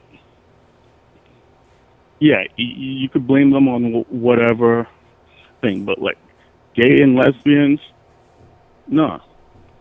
Because it's one of those things. Now, you look at the planet. The planet is overpopulated. It's been debated, well, not even really debated. It's been proven over and over. Planet's overpopulated. There's not enough food to truly feed the entire planet. How do you stop the overpopulation? You gonna trust humans to control themselves? No. You have to. One way to stop them is make them unable to reproduce. Easiest way to do that: flip a chemical in their brain. Like, easiest way to stop a guy from reproducing is make him want to fuck another guy. Easiest way to stop a female from reproducing: make her not want to fuck a guy. Like, yeah, make her not want to fuck a guy. Then all of a sudden, you get half of those people out of the gene pool. And it just it should slow down population growth. I'm not sure if it actually has worked, but that's my theory on that part anyways. And the thing she was talking about in in Ethiopia with that with the word nigger, it's not exactly as described. That was like half described, because that word was actually spelled Nagar, I believe, something similar to that, and it had nothing to do with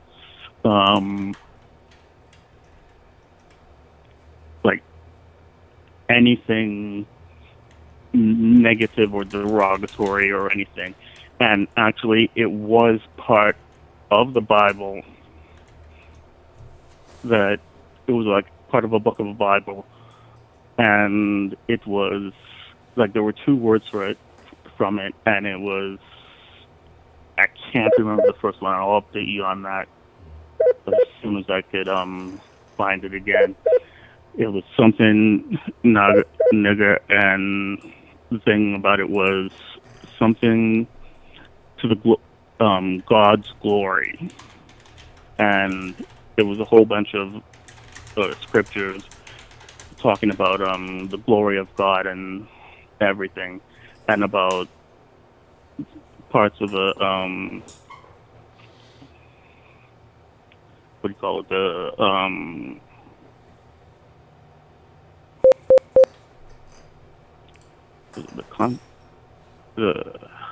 damn, I can't remember that thing. The Bhakti to hold the Ten Commandments. You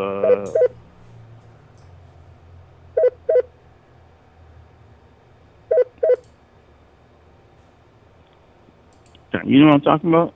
You said the Ten Commandments? The what? We said the Bush made a comment about the Ten Commandments? Yeah, the Bhakti to hold that. I remember the Ark of the Covenant. Oh, okay. I'm not super familiar with how the whole, like I say, because here's my deal, and I guess let me explain so people have an understanding. I was raised Jehovah's Witness, right? And so when I see certain things, I see bits and pieces of things that I guess that they believed, or certain practices that were similar. And then, so a lot of stuff with a lot of new religions is quite new to me. But me personally, as of right now, I'm not a very religious person, but I believe that, religions they can provide a quality or a structure to your life, depending on, how you go about it. But like I say, so it's a lot of interesting things that I do find in them, but I'm not familiar with all the details. If you make certain references, I have a vague idea of what you're talking about, but as far as in-depth knowledge, absolutely not. But I do recall something about the fourth commandment. I believe that's what it was. Yes, the fourth commandment, and I'm not sure which one that was, but I know she made reference to that. And I guess the one thing I wanted to touch on was the actual topic for tonight. The disconnect with the youth today. And it goes back to what the last caller was saying, and I agree with it, about knowing where we come from. The thing is, I guess, us from that last generation, we were all about that, trying to figure, working on that and everything, the generations before us, fighting for equal rights and everything. And, we were always fighting for something. And now, the kids coming up, they ain't got nothing to fight for. Or at least they're acting like they have nothing to fight for. They're acting like everything's just great, and they have everything. And in a way, you could say it's hand in hand with hip hop, because all of a sudden, hip hop has no voice in North America. You have to really search for it. But at the same time, if you go halfway around the planet, you can actually find hip-hop that actually has a voice and a meaning throughout, basically the three continents: Europe, Asia, Africa. I haven't listened to too much from Australia, so I can't really comment on. Australia has rap? Hmm? You said Australia? Yeah, they got some stuff coming out of there. Just that Oh no, that's terrible. them in New Zealand. They I don't know. SBC goes on tours over there too. yeah, they got like kangaroo hop. Is that what they call it? Cause I can I have don't all know. the. Now I've seen some Russian stuff. Now the Russian, not Carino might know it better than K-Rino. But yeah, but that's a funny thing though when you talk about hip hop because there are guys who are here that are local that really don't have a name here in America that can go to other countries and sell out shows. Like Devin the Dude, as far as like an artist in America is not a huge artist. Now his family, he has a cult following, so people in Houston know him. Of course, well, most people in Houston. A lot of the youth don't know who he is, but and I think he has a good little fan base in Cali and probably Louisiana. I think he's originally from Louisiana when he was young, but grew up in Houston. But he can go to Germany and he can go to France and he can go all these places and sell out shows, but doesn't really have that name. And like you mentioned, K Reno has a fan base overseas and stuff like that. What do you attribute that to? That people that they don't blow up here, maybe locally, but they can do things elsewhere. Oh, it actually shows to the quality of their music because they don't have the distribution power behind them to give them the radio spins and all that, but they had the power of the internet. So, like when the internet when the web started, like its little boom, everybody was starting to toss up all the music that they were listening to, and then basically, so like from Houston people and people from Texas would toss up their stuff. New York would be tossing up their stuff, and regardless of where you're from, you'd sit there and you could sample, listen to stuff from wherever, and then whatever you like, you'd be listening to. So if you're from Russia or China or wherever, you're not really caring about where it's coming from. You're just caring about what you're liking, and you're just going with that. So then, I guess those artists, they start getting recognition off of that. That they might not get sales off their albums from it, but when I guess they have their websites and everything, they might start selling T-shirts and stuff. They might actually start selling music off of it eventually, and start realizing that there's a demand for them in those places,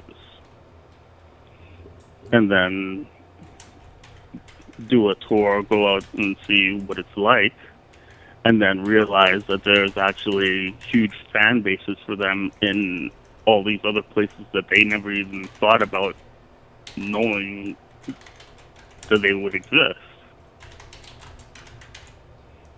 And I think that was one of the good parts of the internet, was to like showcase a lot of people that would normally not get it, because radios would actually, well, the record companies, I should say, would just control everything.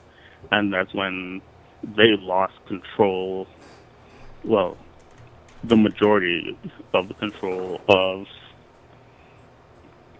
I guess, sales, and, well, they still control people's minds a lot and the direction of the industry, but for those willing to search and reject what's being given to them, they'll find what they truly like. and the quality of it. It was like, I don't know. I'm just looking at like some of the stuff that's going on in like Hong Kong and China and like even in the Middle East and parts of Europe, and like they have the youth movement like going through with hip hop and everything, and like in Africa, different parts of Africa, and like even though some of them might be like doing like trap style music, their lyrics when it's translated, it's actually really intelligent, really like how like Public Enemy used to be, how like I guess the golden age was for us, like '90s stuff was. So it's like they got the microphone now, and then when you look at that in a like those same areas in a political sense, and that they are actually rising up more and like doing the protesting, and like I don't mean like rioting and doing like senseless shit, but like protesting for their rights, protesting against just like in Hong Kong now, like they have like 12-year-olds, 13-year-olds sitting there protesting like that whole extradition bill and everything. And it's like, in North America, is there a chance we can get a 12-year-old or a 13-year-old to even know about something to protest it without a parent sitting there and dragging them along with them? Well, no, now look at the 12-year-olds. You can get them to dress and drag or whatever that's going on now. That's like the new trend. So nothing relevant, but they'll do some of this weird shit. So there's that. Yeah, and then like, and China's known for just suppressing shit and like just gunning them down when they start any little protest and uprising. And the way Hong Kong's been protesting, it started some protests in other parts of China, and the Chinese government can't even stop it. They're trying to, but they can't. And it's like one of those things where you're just waiting to see the tanks come out and just see the bodies laying on the street. And I guess, like, I would say they know there's eyes on them, but that never mattered to them before. So why would it matter to them now? No. But like even throughout Europe, like the Muslims that have been displaced because of all the stuff that's gone on in the Middle East that are there, and all the racism and stuff that they've faced, like they're banding together and they're like fighting against the racism and everything. Like when they're sitting there trying to pass bills to say that you cannot wear this, you cannot wear that, you can't wear like your hijab or anything like that covers your hair and stuff like that, and they're actually trying to pass laws on it. They're actually sitting there fighting back on it and standing up to those things. Whereas here, they would just be like, well, can I get some iTunes instead? and it's really like half these kids nowadays would trade like almost everything away for like some likes on a friggin' YouTube thing and some like friggin' streams on whatever music downloads, and they're good with that. Because like, look at how many rights have been lost, like in the States. Like I know there's been a lot lost in Canada. It's just here it's not publicized, and half the people don't even know that they're losing them, and the media doesn't cover it.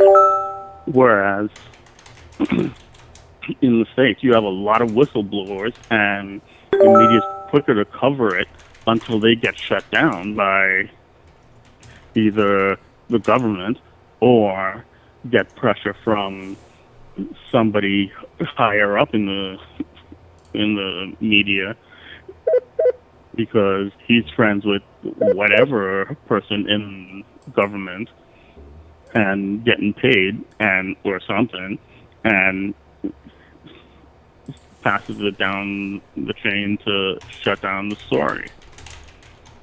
But at least it comes out, like with that guy that exposed the thing about all the cell phone traffic getting saved and everything, all the text messages, all the calls and everything. I can't remember his name now, but he was like an ex-military guy and really good with computers and was writing some code and stuff. And then they got him to join the CIA.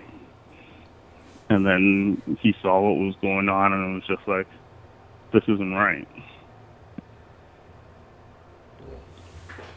But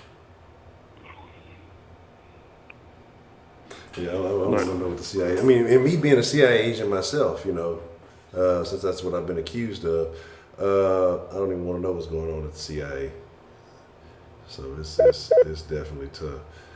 It's definitely tough. Yeah, but the thing is, I'll bet most Americans know more about what's going on in the CIA than any Canadian knows about what's going on with CSIS, which is our version of the CIA. Half the people don't even know that CSIS exists or the name CSIS. And it's basically the exact same thing as the CIA. Well, it's not basically the same thing. It is the same thing as the CIA. Is CFIS putting drugs in the community? If what? So are they putting drugs in the community? I'm sure they are. Like, honestly, everything that goes on in the U.S. happens here, but more undercover. Because, like, before Flint and those other places had problems with their water, we had an outbreak here. Was it in a black community? Sorry? So was it in a primarily black community? If it was what? I said, where the outbreak happened, was it also in a primarily black community? No, it was actually in what I think it was a test. And they just got caught in the test because it was in a small, isolated community. And basically, they killed off the community because they put some bacteria in the water, and it actually did kill off, what was it, like 80% or something like that of that community, and the rest were hospitalized. And I'm not sure how many of those that were hospitalized actually lived, because, again, media shuts down. And when they shut down, it's shut down like Chinese shut down. And then just this weekend, there was something out west in Winnipeg where I'm not even sure what happened, but in some little village there. It's like they were testing something again with, I guess, air quality control. And I saw a thing where they had 4 people died and the death toll was counting. Then all of a sudden, I mean, the death toll was rising. And I think the last thing I saw was about 8. And then all of a sudden, there was nothing about any deaths. And there was like 48, then 80 people sick and rushed to hospital. And then all of a sudden, no information again about it. They'll sit there and talk about China and North Korea sitting there and putting clamps down on information and everything, and really, that's the Canadian way. Whatever Britain tells them to do, they do, and basically just point the finger at somewhere else, anywhere else, and get people's attention looking somewhere else. So yeah, there's nothing going on here. Yeah, but look at that over there, and have people's attention completely thing. And I don't know, too many people just fall for it. Yeah, people are primarily sheep, and that's unfortunate that a lot of people go with the okie doke and will fall for pretty much whatever's told to them that they won't. I ain't gonna lie, that's hiding the bitch in this motherfucker.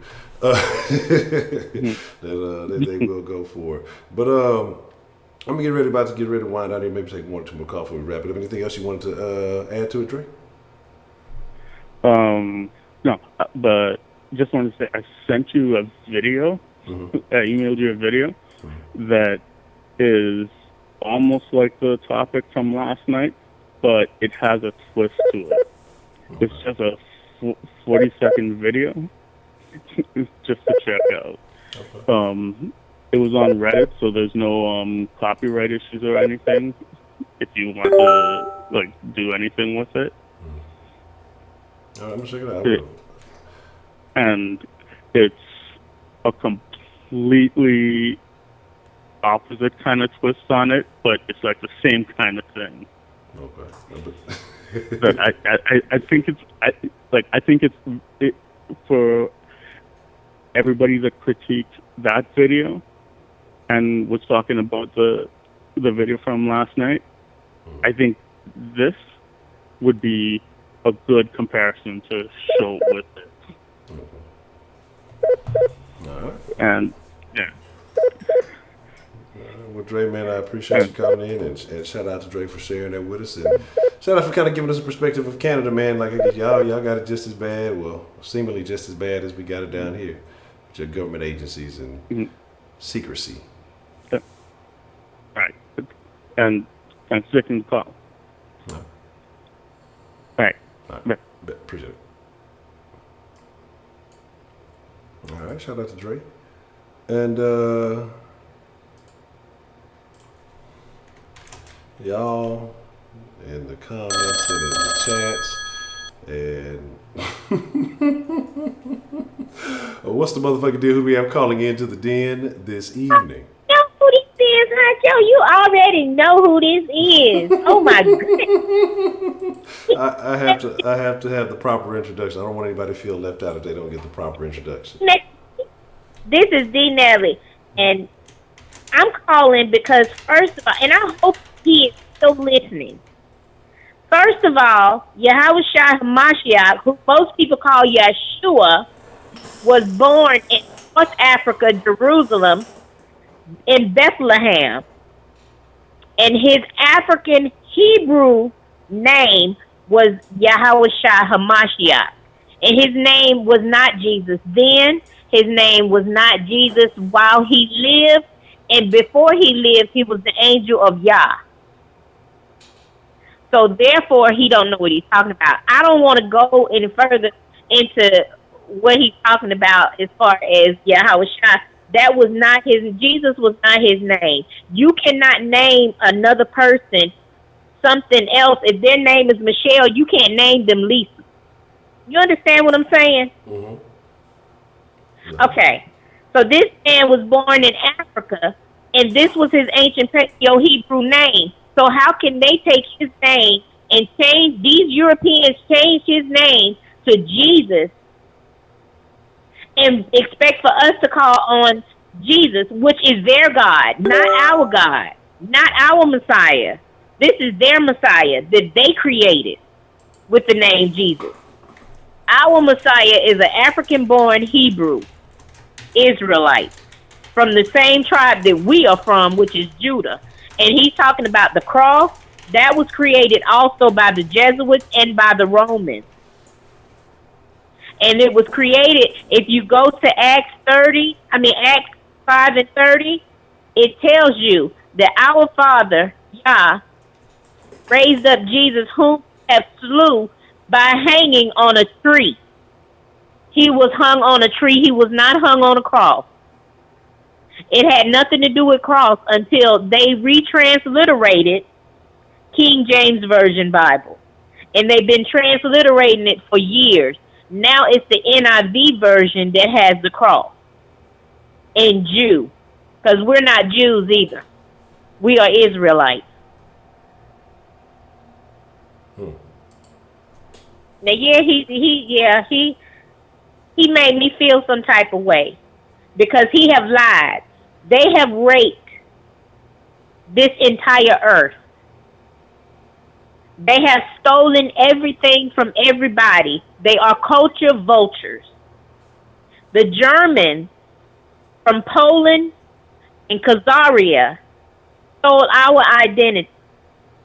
And they living in our lands right now in North Africa, in Canaan land. Now, Canaan is also the son of Ham, which was a black man. And all of his people, the Canaanites, were black, as was their first cousins, the Egyptians, and was the Cushites, which are also black. But the Europeans are living over, the Germans are living over there in our land today, which they named the land Israel.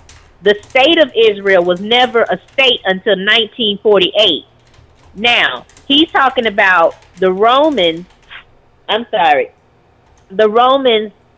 stealing, or the Romans didn't do this until 1800s. That's a lie, because they started the Renaissance in 1320. And that's when they started to paint their images in our book of the law. That was one of the first books. There was so many different translations, but King James translated his own version, which was the correct version. And that's the version that our people need to go back to, which is the 1611, or either if they go back to the version, just know that Jew was injected into our Bible, and so was cross. And I'll put that scripture down in the bottom of the chat when I go back to the chat. But I'm going to get off. I mean, I didn't want to come in and start no religious stuff, because I am not a religious person. Roman Catholic and man-made religion is made by man. It was not made by Yah. The Most High God gave us laws to obey. He did not give us religion. He did not give our grandfather Jacob religion. He gave us laws, gave us commandments. And that's what we're supposed to obey, not man-made religion. So there's a big difference. Okay. Well, I appreciate you calling in and excuse me, clarifying. And You too, sweet Honcho. You know what? You're a sweet and humble man. That's all because everything he said, yeah, I would have been hung up on him a long time. He was very rude, uneducated, all kind of stuff. I can't even name everything I wanted to say to him, and to be honest with you, I forgot half of what I wanted to say to him when I was talking about. I know for a fact I wanted to let him know, yes, it was called Yeshua, or either it was called Yahweh Shai, but his ancient Paleo Hebrew name is Yahweh Shai, and it's an African name because he was born in North Africa. And he is not an olive color. And if he was an olive color, it would be a black olive, not a green. My goodness, Okay. Well, my thing is, I allow people to speak their piece, and again, whether people disagree, and I think that helps. It allows people to, express themselves. Some people get understanding from it. Some people may want to contradict it and clarify, and I think it stimulates the conversation. So, that's what I say. I'm always let people speak their right. mind. Yes, and I mean, and the Romans hung him. The Romans hung Yahushua. The Jesuits and the Romans together, they conspired against us, and those are the ones that are confederate against us today. Oh, they're so evil. We live among an evil people. That's all I can tell you. And not one time did he say anything about the Nephilim, because those are his ancestors, the fallen angels, the ones that was cast out of heaven with Lucifer, because that's Hasatan, which is Satan's seed, which were also actually, they lived in the Caucasus Mountains and were named Neanderthal. Oh, I hate to sound hateful and all, but they're so evil. And the truth, I just pray that our people just please just listen to the truth and stop listening to lies. That man literally said and lied. I shouldn't even be responding to him, because it was like, anyway. You be sweet. Y'all have a good night. I'm going to get back down in them cats. I did leave my email. If anybody want to know the truth, I have the absolute proof of what every one of them done to our people, from the Portuguese to the Germans to the Romans to the Spaniards, all of them, and where the transatlantic slave trade started, which was from Christopher Columbus. I have all of that proof, and I can give it to you if you want it. Just let me know. I'm always available. All right. Well, thank you, Miss D. Now. For you, and I'm going now. Okay. All right. Well, I appreciate you calling back and saying clarifying. Huh? I said, when I say I appreciate you calling back and clarifying, though. Yes, sir. You know I just felt the need to. But you have a good night. All right. Bye-bye. Thank you. All right. we a little over. I know I let some folks go long. Hey, that's what she said. Bow.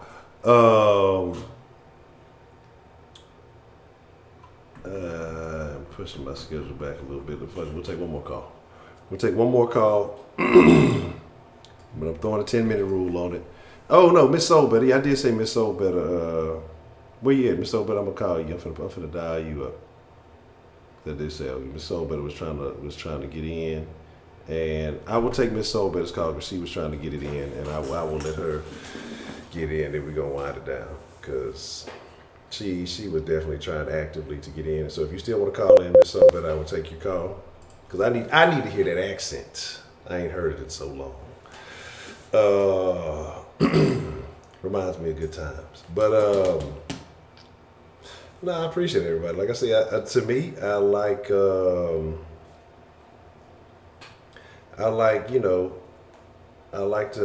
allow people to express themselves.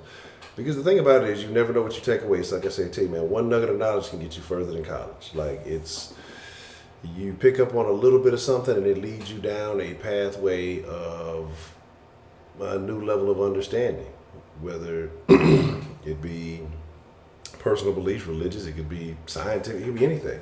And so that's why I am open to allowing people to express themselves. It is up to you whether or not you take what they say or you dismiss what they say or whatever it may be. So we wait on Miss Soul Better. We're gonna see we gonna see what she got to talk about, because we ain't heard from her in so long. We'll see what it is. What's the motherfucking deal? Who do we have calling into the den this evening? Jay! Oh, my mule. I ain't never. Ooh, I know I lost some help. For real, I lost some help this time. For real, I lost some help. What you I mean? might be wrong, but the first part is was why our children, why there's a disconnect between us and our children. And I just wanted to kind of put my spin on it as far as a lot of parenting do is done with a young mind and be a friend to this kid rather than be a parent to this kid. And then you got this whole segment because you got to remember, grandma today is the new 32 to 37. That's grandma today. So if you had that mind frame in the household, over the household, raising the household, teaching the household, when does that child pick up the skills to say, this is what I'm supposed to do, have a moral essence on which direction to take in life when, if you're observing parents, that parent is in the state of mind of, I missed my childhood. I had to start early because I had babies early or for whatever reason, because this happened to me. And that parent is in a rebellion stage, more or less, like, I want to live my life now. So they're not paying attention to these children. So that goes a disconnect right there. Because if you're not being parent, if you're not being the leading, the guidance in the household and the family, then the children do tend to fend for them own self, take on their own perspective, go in their own way of right of thinking, you know what I'm saying? They're raising themselves. If you leaving a child in to go play cards every night, you know what I'm saying? That child is at home. You're not connecting with that child. You're not sitting down. You're giving more to your peers, your friends, the card games, going out. This is the type of mind frame that a lot of parents are going through. So you can't expect that child to have to even know how to say, can I sit down with you and talk about this with you? Because the parent is not on that level. The parent is not in the aspect of, I'm raising my child. The parent in the aspect of, I just want to have fun. I feel like I missed out on something I was denied. I didn't get to, I'm stuck with this. This is scared, and I want to go live my life now. You know what I'm saying? So those children are raising themselves. So in that aspect. And then when you don't have the output of Jesus, I'm gonna start. Good. I love my people. I love my people, and I'm going to say I forget what y'all call the worker. The lady that called again just now. I'm gonna take her to the fully, but I totally disagree with her belief because she's talking of a segment of people that kind of keep going backwards and forwards. I was interested in anything that I get to in religion that pose a separation within that religion where they start talking about this segment of people versus this segment of people. We are over here, and those are those people, and we're these people that they were talking about, but not these people right here. And then those same people are the people that will go back and tell you something on the order of, these days of DNA testing, and we all related. You know, we all go derive back to this one lady in Africa, all of us, everybody, including the white man.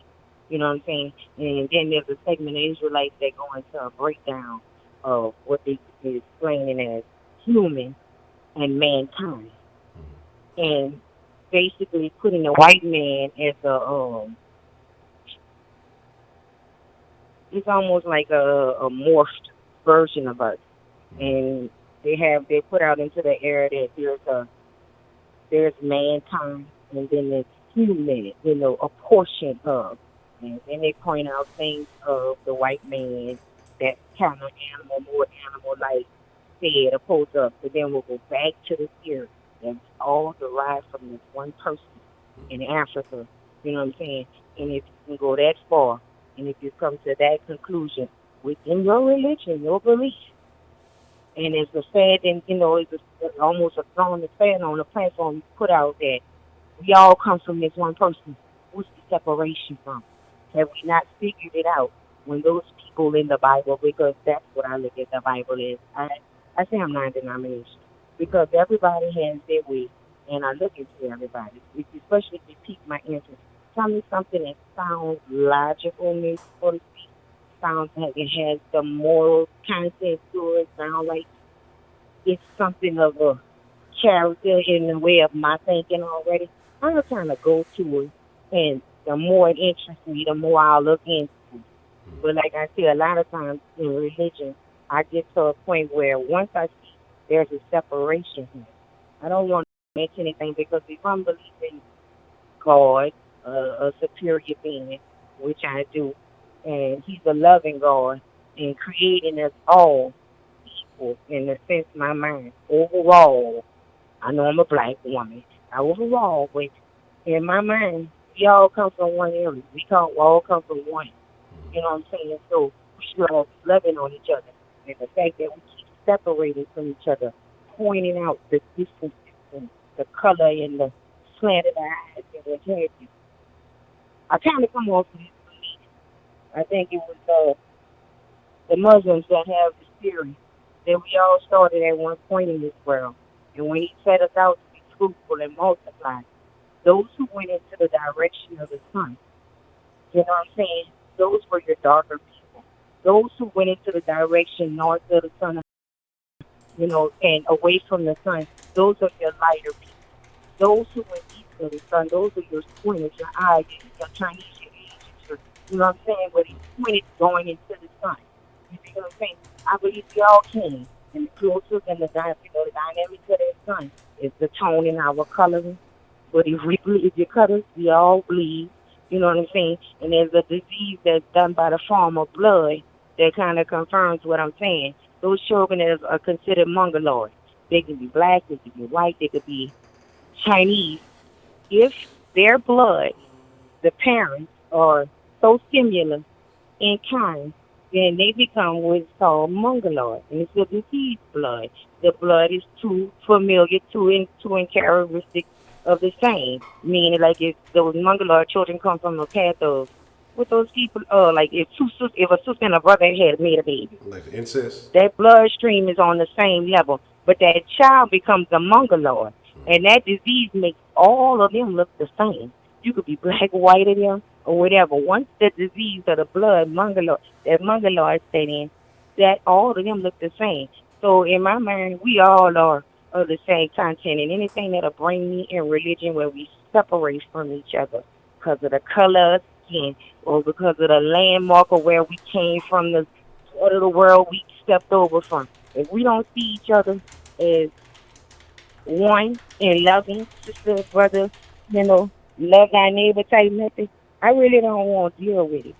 Even if I'm black, and even if this is an authoritative religion that has came along, and those are a bunch of people, they'll say the Bible this, the Bible that, the Bible this. But in their religion, they have took content from the same Bible they ridicule, from the same Bible that they say is tainted. If you tell me that glass of water is tainted, that whole glass of water, if you changed one word in that Bible, one word, if you tore out one page, if you kept one section from it, that whole Bible is contaminated. There's no reason to look at that for anything. So if you calculate that, why go into it and grab bits and pieces that suit your needs from a book you say that was tainted? You keep pulling scriptures, quotes, saying passages, scriptures from that book, but you say that book is contaminated. You say that's what the white man put there and to influence on his level. Then you speak of ancestors, and I tell you, go back to your ancestors, because we didn't have word, we didn't write it down. We worded them out and we passed it on. And I can say they could went over there in Africa and they took us, but they didn't take us all. So you mean to tell me there wasn't a living religion within that segment, but yet it was so easy to come into European nation and take on a concept? It had to have some familiarity to it. It had to have some sequence of events, sort of concept of a certain being said to take it on. Because I don't think we would drop if we had our own language. And you telling me my people, even though we were stole from over there and brought over here, we didn't have the mentality. Because that's our root thing. He held his baby up to the stars and presented it to his ancestors and they named him Kuta. He did that, and he did that because that was family, value, religion, passed on, passed on. And then you tell me that white man wrote this book right here. But then I'm gonna tell you, he also told me he didn't want me to learn how to read. So he never had the idea for me to look into that book in the first place. He never had an idea that I would take and get a hold of that book and grab that book. His idea was to keep me from reading in the first place. And then when I looked into this book, that book gave him reprimand.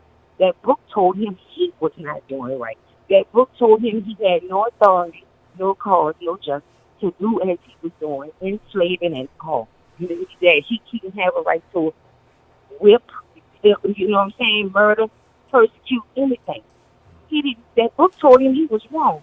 So when you go to looking for fault in the Bible, it's almost like what they say they do. You know what I'm saying? They really had no reason to persecute him a loving kind man. Somebody's saying, hey, don't kill each other. Love one another. Don't steal. Don't cheat on your wife. Because if we thought about them little basic instructions before you even heard them, the 10 Commandments that's sitting there, all the other stuff, they still telling you those who did not oblige that. They didn't take that content home. This is this characterization of them. This is the demise of them. This is the structure of them. This is where they fell at. And if you don't follow these, it's going to happen. Because I can tell you, if we only stay with one person, you wouldn't be able to pass on and have sexual diseases going on through this here. That famine that took over. That still gets embedded in bloodstreams now. They got so many people between Atlanta, Houston, New York. That's just like really infestation. Philadelphia, that's like really infestation on syphilis and gonorrhea. You know what I'm saying? AIDS, there's no cure for AIDS, but there's also no cure once those reach a certain stage as well. And they lead to mental issues and all on society. And a lot of times they guinea pig us. So they being injected into our communities regardless. So, but if we didn't do these things, if we didn't go to this one, go to that one, lay with this one, lay with that one, lay with this one, lay with that, we wouldn't even have that to worry about. If a man took on a wife, you know what I'm saying, and that's what he stayed with, we would be in a better position right now today. A lot of things that's going on wouldn't be going on. You know what I'm saying? Where a man would be at the head of the table, you know, of the family, the structure, the strength, the guide of the family. If we just adhere to them 10 rules. If I don't kill you and you don't kill me, we live till we live, right? And ain't no fault in it. There ain't no crime in it. And we don't steal from each other. What's so bad about that Bible? People don't even know why they're rejecting it. They come with another theory in some book that was written after the Bible, but then still recites from the Bible. Got criticism for the Bible, but yet started going in there getting content out of there and labeling and saying, we are the nation of these people. And how long is 400 years, y'all? For real, like, I'm saying, like, y'all got 400 years of punishment, and then you got in a religion that tells you that only a segment, 1,000 or 13 or 1,200, whatever the segment of people are only going to be chosen. So basically, if I'm paying attention to Israelites, if I'm paying attention to you, and y'all that tribes and those tribes, and y'all been put a curse on, and only so many people give me anyway, that's like telling all the other people, you know, you might do it the right way, but this gate only opened up for 400,000, 1,200. You hear me? So you could have did it all the right way. You know what I'm saying? And how many 1,200s have been in, so how many ancestors, how many people have passed away before you? And you know what I'm saying? So for that number to have been accumulated, if you're going to believe in theory, and then when is your 400 years that curse going to be lifted off? You said, if you said 40, you said 40 people, so whatever, well, can y'all 400 years been up? That curse should have been lifted. And it's like it's a lost cause, and I rather believe in it, where it tells me there's a place for my good heart, my good deed, my good mind, my good work here. I'd rather go with that than the one that tells me I'm being punished regardless. I am being punished regardless. Yesterday I used to see in the punishment administration that won't keep, yeah, and it's also being said that, you know, you hell on earth, you gotta live through it. You gotta basically prove yourself. And I just don't, all that other extra stuff, I don't believe that he believe in a testament. And you can believe in Jesus if you want to or not. But I'm saying, like, the Ten Commandments, what's the argument? Like, for real, what you got mad for? What part of Jesus pisses you off? What part of Jesus make you think, oh, it was so wrong for them to even, could be like, you were fooling me, and you told me somebody came to save me, and all I had to do was follow this righteous way. Again, that's the basic instruction before he heard for in my mind frame. What that person offered to me is a beautiful thing, and a peaceful and a loving way to live. What can I get mad about this for? What's so bad about that? What's the argument? You don't care. I don't care if you say rose. He rose on the third day. No, he didn't. And Saturday, which probably no, he was born. No, he wasn't. Hey, look, I say, no, who the hell first day that a year consists of 365 days? And if so, then what the hell is your leap years for? And what's the offset of the numbering for? So, I mean, who said this here? Where's the calendar that was written of time that where it was captured that 365 days consist in the year? Or that this day was even called a Sunday? Where's the history of date where this became, you know what I'm saying? Or is this another man-made thought of concept, a way to go along the way in life? So your timing, your time frame, the change of time, the way things go, but we all still here, but we kind of enhanced along the way. I believe as well as with time. You have a way of speaking of a time that's in the Bible, and we have progressed so much with even with technology. So, okay, this is how your time is spent. They say 7, then you have and that come and go. You know what I'm saying? You got all these things. If you don't want to refer to back there to the Revelation part, like where I mean, nobody can really say that's not true right there. You cannot tell me because mothers and daughters, maybe they got little kids, they just had to send a twin because one twin killed the other twin. You know what I'm saying? They come from born together. You know what I'm saying? That's how serious it is. You got daddy sleeping with his daughter, getting pregnant, and blasting it, advertising it, showing it, loving it, advertising it to the internet and people like it's so righteous. You got men sleeping with men, and they live for you to know they live. It's like it's a necessary factor that you have to know that about them and accept it. When this first came out in theory, this was considered a mental issue. But like when I told him when he spoke on it to male caller that like to drown the thing, folks out here, we was all of us had been selling that coffee cup behind you. And we was trying to come up out of there. As long as he was talking, he was holding us under there. And we weren't going to come up and was going in the coffee to give it a purchase to come up out of it. I know that's what I was looking back at, that coffee. I was like, I'm going to need the whole cup, no cream, no sugar. Nothing we just took all of here. But I did agree with him on the fact of him saying that the gay agenda was pushed for population. Like I told y'all before, Japan put a rule out, 2.5 children per household because they're overpopulated. The United States took a different approach. They said, okay, so this is running rampant and they won't write any old way. Any old way. This is a definite way. And then they already, the reason you gay and you think funny, you think wrong, your hormones are offset is because of what they were doing to feed you in the first place. The synthetic hormones and the steroids, you know what I'm saying, that they put in the food to grow rampant, that they give that child to make him produce more milk, to have it where she go, where they pushing off, where they can produce animals. Oh man, they got a chicken that's saying taller than you, Honcho. You know what I'm saying? Messing with this steroids and experiment. He walking around like a human being. He's at height. A dog in the yard with him was smarter than him. Now he's a fucking chicken. And just to show us they showed you that chicken. If it shows they showed you that chicken, you know his ass went in the blender with everybody else. He went in the blender with everybody else. He was put up for show, and then he was being put out as product too, and you're eating it and getting into it. You look, baby, you can't tell me something ain't wrong with a man to stand in the mirror and look at himself in the mirror. Piss out his dick. I'm going to say it straight up. Piss out his dick on a daily basis.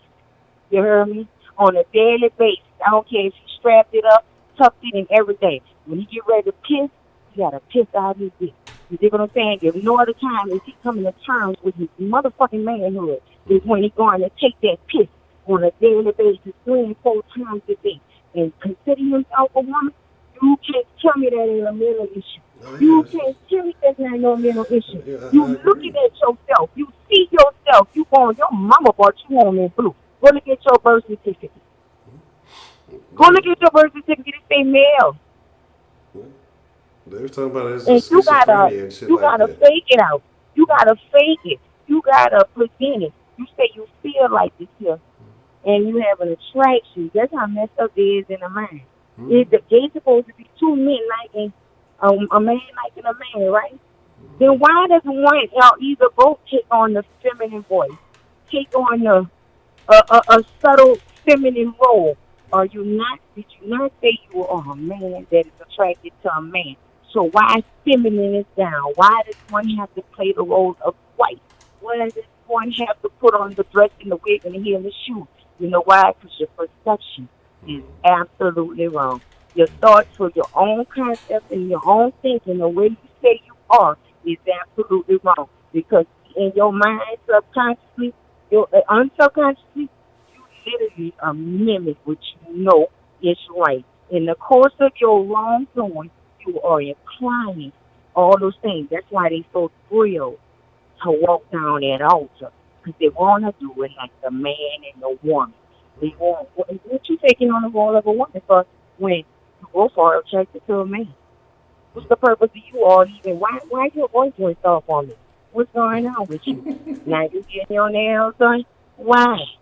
You a man, huh? And he like a man, and you a man that like a man. So what's the fake and the feminine out? The females, you come on, you getting a calling every month. Girl, thou shalt be because you are a girl. You are made to carry babies in this world. You dig what I'm saying? The moment that you get this girl who says she like girls, she thinks she a boy with a pussy for real. Psych. She can rub your clit. You know her. You know what the back of, you know what the inside of your pussy feel like. You know her. She can run in that bitch with a strap on. She don't feel shit on the tip of that strap on. Man, She has can't no tell her knowledge of nothing. a woman's body. She has no concept. She don't want you to touch her because y'all pretending. She holding you. You want you know you got up and wrap your titties up, miss. You wrap your titties up, woman. You see what I'm saying? Now, at the same time, you can't tell me that's not a mental issue. You hear me? Identity crisis to the fullest because you looking at your titties and you saying, I'm going to wrap it up with these fucking ass bands and make my chest look flatter. But see, then you're a big titty bitch anyway. You're a strong G. Anyway, and ain't nothing you going to do to cover them D's up. So all you doing is taking yourself out. But your reality knows that you are wrapping your breast up. And that girl is just going to be your couple. That's why relationships don't last on that level. Because we lying to ourselves. It's one thing for somebody else to lie. It's one thing for someone else to have even like your ass. But for you not to like yourself. For you to constantly lie to you. How can I look at you in a relationship for honesty? How? When will it come? You don't even do it for your self-worth and your self-value. You will never put this relationship at that level because you don't do this for self. You don't even oppose the truth and the honesty to yourself. You That's the pledge crazy. winning the cast the illusion. Play the role. Dress it up. Strap it on. Wrap it down. You know what I'm saying? And then you got a fucking pad on. Might have a tampon on. Oh, it's tough. That's tough. You know what I'm saying? Yeah, what you telling yourself? You lying your ass off to yourself. And you using that pad, girl, please. Get you some ass feel the hot tea, go there down somewhere. Stop lying to yourself. How can I trust you and believe in what you tell me when you lie to your damn self on the time? And you might not say it out loud. It may never get told on that level, but subconsciously, this is what the mind is telling you. In the process, you can fake yourself out, but then no, you can't fake yourself out. You hear me? Your conscience, reality, motherfucker. And it'll sit there. You know what I'm saying? Some people, what they do, drug, medicate, to get past it. But when the high ground, when the shit was fit well, it is still there. It's still right there. Reality, what is, no matter what it is, there it is. Don't have to come to terms with yourself, and that's gonna cause conflict, especially in the land of relationships. Y'all fake each other out. He's talking about he got a boy. You know you fucking a man in the ass. Come on. I don't care how many weeks you got on. You hitting a man in the ass. You know that's not no woman. He can get it out the breast augmentation and everything. And Bastard still got a penis. And if you make him feel good, that son of a bitch gonna stand up and salute y'all both like a man. You gonna rise to the occasion. Because when you are aroused, your arousal is in your penis, mister. You're gonna stand and salute like a man. How y'all gonna get paid, bitch? How y'all work around there talking about you got pussy between your legs? And this boy saluting the shit out you because the more he's stimulated by you, the more he's gonna salute you. Why you fooling yourself? In this society and anything that condones you lying to your damn self, you gotta be at a mental state of their damn self. Society, yeah, this is the way it wants you to go. Because this solving some of their problems. They feed into everything that it takes to discombobulate, natural way of thinking, all the way down to our baby milk. Like I said, they put him in their cow. You know what I'm saying? Just to get him to produce the milk. Just to have him produce the beef. You know what I'm saying? It's all you have to do. You're going to be misdecided and misperception is real. And then you have people with the mind. Let me take society doing so serious. Like, I'm serious. A lot of people, I live in a neighborhood where just so you don't judge me, I ain't got nothing to say about what you doing fucked up. Just cause you know what I'm saying? Just cause you don't do it, just so you don't put it over me. Just so you don't talk about me. Just so you don't say what I'm doing so fucked up and you know it is. I know it is too. I'm gonna go ahead and agree with the bullshit you do. We're gonna hold each other's hand in this bullshit. We're gonna fake it out. I'm gonna pretend like whatever you're doing and whatever you're doing. That's how this society is rolling now. So yeah, they want you to amen. And I can't believe somewhere in the law, I know condoning is like accepting. Like if you knew somebody was doing something wrong and you didn't do something to stop it or whatever, then like basically you doing it too. You aware of what's going on. Let's say something pertaining to a child. You know this child is in harm and something going on wrong with that child and you don't say nothing. I feel like you just as guilty as the person that's doing it to that child. You can't live, you can't walk around like that. How you gonna have a good heart for either you're petty or anything? And I don't think shit like that right. But this how society built now. I ain't gonna lie, as far as like the sexuality, I ain't put religion in there too. We still can't use the say, don't act and don't tell, because that's sort of whole list of arguments. That's sort everybody got their own belief. Everybody got their way of believing. And I don't think nobody wrong. I really truly don't. Because I believe when he set us out, you know what I'm saying, we had to come into our own way of thinking and our own structure of family and value, you know what I'm saying? And when the religion came in. So I don't think you're wrong for thinking what you think. I don't think, but I tell you, not for me. And a lot of people like to rap and say, oh, this is what you're supposed to be doing. This way you're supposed to know all them other ones this is wrong. How you can tell somebody that? Because they got these people, like I said, I look into a lot of stuff, and they call Harry Krishna. Them little people that kind of look like the Buddhists with the little robes on and stuff. They walk around selling flowers and stuff like that. Those people, they're real peaceful people. But there's a segment of them that has a patch. They leave a patch of hair in the top of the head. So they're bald everywhere else.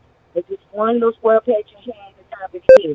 And they leave that patch of hair because they believe God is going to come down and snatch them up by that fucking patch of hair. What? And it's ridiculous at that time for me, to them, if I'm observing them, they're the most peaceful, loving of people. They sell and they live basically off the earth. They sell things of nothing like they can be harmful to you. You know what I'm saying? They flower setters, you know what I'm saying? They ask to pay you a melody and you contribute to, whatever. They hit their tambourine on you. They're real peaceful people. There's nothing that you can do that I don't think that you can do to provoke them into any area of violence whatsoever. You ain't mind to say these people are wrong. You ain't mind. This is their belief. This is where they came from. But I bet you when God go look over at them, and then I'm saying for myself, if he was to have to compare them to me, my ass in trouble. I'm the one. I didn't have to fight. You know what I'm saying? I'd have been right and I'd have been wrong. How am I going to sit down and judge these people loving and never did nobody tell you wrong? You know what I'm saying? These kids are going 7 days a week, and here my ass might get on my knees. One, it's all going bad again or something, oh Lord, let me get it away because I'm never going to pray. You know what I'm saying? We all can sit down and talk a little bit again, but we know what we're doing. It don't take the rest of the world for me to know what the hell I do. I'm going to face me, and I ain't going to tell no lies, act like I don't know no better, and expect you to hold my hand on some bullshit. You know what I'm saying? I don't call you a goddamn friend. If you'll let me go with that sucker ass shit, you not my friend. You not real to me. You fake to me. Because you know it is bullshit. Call that bullshit what it is. That's that bullshit. Don't let that person go on if you care about me. If you love me, you wouldn't.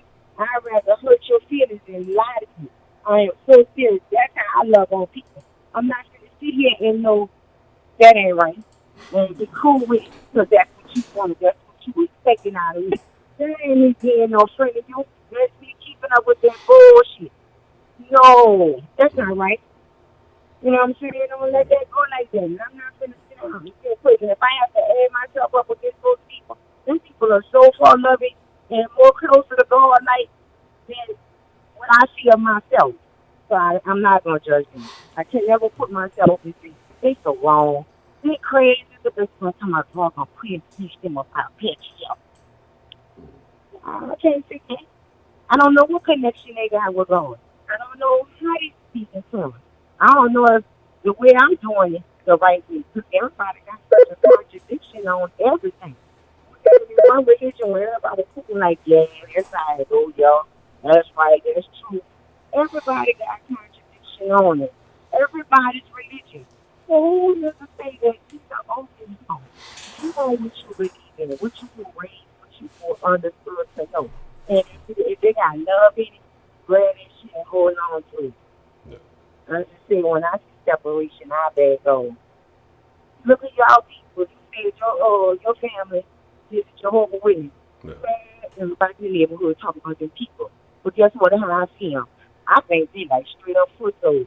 They will really knock on your door to bring that word to you. Man, you know how aggressive you got to be, especially if you know you going in the pool. That's why I respect them. I open the door. That's why I own the children's Bible because I love it. I love the children's Bible, but then they got little lessons after, after the scriptures and stuff for the kids. I love it. You know what I'm saying? If I got to get on with the red light, I'm serious. I love it. Oh, yeah, my book of Bible story. Now, don't always agree with the way about it. Yeah. Like, when they first started coming to talk to me, let me tell you, hold up. I got to tell you a strange one because, like I said, I respect the hell out of them. That they'll come. And I'm a smoker, so boom, I'm smoking. They was coming every day. They was coming like I think every Tuesday or Wednesday for me. and we had Bible studies and stuff. Like off the jump, I was like, I believe in Jesus, and I believe He was His Son. And she said, okay, that's fine. And we, when we read content, and I loved all of it. You know what I'm saying? I bought the children's Bible book, good, everything, no problem. When I tell you, look, the lady was coming back, I forgot. Me and my little friend was in there blowing. And she knocked on the door. As she knocked on the door, I remember. So I leave up there and I tell her, I was in the shower. I said, I don't have no clothes on. I said, could you tell me there's something for you to read? Could you please just slide in the door for me? Yeah. Not thinking that door, bringing her to that door would bring the smell even more to her. You know what I'm saying? Well, I'm going to tell you this here. The plant never came underneath the door. And she never came back again. Yeah, some of them, I ain't gonna lie now. But I'm serious, I love them. I love them because all of them they ain't are kosher, so man. passionate and they believe in that word. So we will come and bring you to you guys. We will come and hit that door. You know what I'm saying? You know how bold you gotta be. Yeah. To bring that word and be on it and be so serious. And I mean, and they have some real look. They have some great point of view. You know what I'm saying? I damn sure believe where the niggas come from. I believe that. I definitely believe that. Lusting on human beings. You know what I mean? Angels on the earth, or come upon the earth and lusting on human beings. I can believe that. I can believe that. But other people have structures that they go for. And I have looked in. I read this Satanic Bible. I didn't read it in its full content, but I was just curious as to what the hell could be. And then I think I got a little scared and backed off because I was like, maybe, the mind frame and just gathering a perception will bring me down there dog alley. You know what I'm saying? So I kind of backed off of that, but not before observing the structure that the next person that told me that they were devil worship, that they believe in Satan and fuck God and they didn't do this and all of that. You know what I told them? I don't think you really are satanic worshiper. Because if you look in the Satanic Bible, he definitely acknowledges God. He just acknowledges God as his adversary. But he's very much telling you he exists in his real. He calls him his adversary. So there's acknowledgement of God. But you say he don't exist in that real, and you're Satan and you worship the devil, and when he has you, well, guess what? Satan acknowledges God. He calls him his adversary. So when you want to say he's not real, so when you want to say he don't exist, whoops. Your people, your passionate person is follow the one you think is all cool. He called him. He said, man, that nigga my adversary. I got beef with him. So he's telling you damn sure exists. He is real. Now which side you going from? You can clearly see your greed and your destruction. Or a peace and be kind and loving and manly with it to go for the next person. I don't see why people just get up and feel like I don't know. I don't live like that. I might sound like it, I have aggression, but in my mind, in my heart, I don't look at people to hurt people. I can retaliate, I can reset the fuck out you. You can fuck up if you want. That's what it's like. People can fuck up and regulate, no problem.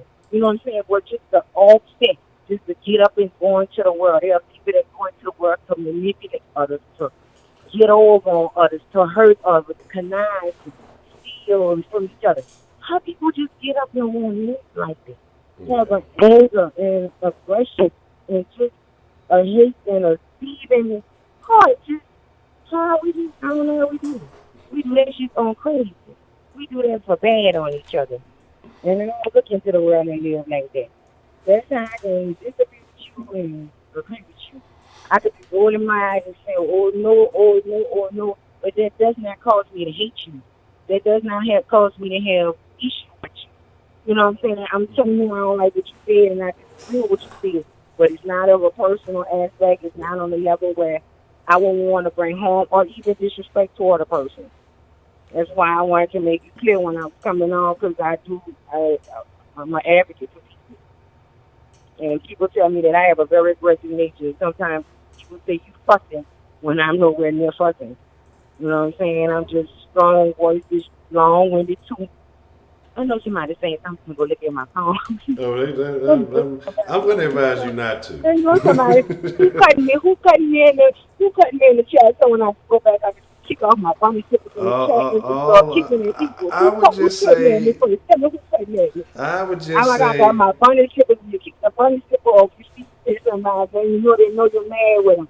Where? Who they is? Tell me where I'm going. Look now, I'm going, look now. Anywhere I see my name is on that platform, I'm going bunny tippers all through the chat. I'm going to advise you not to look. They talking shit.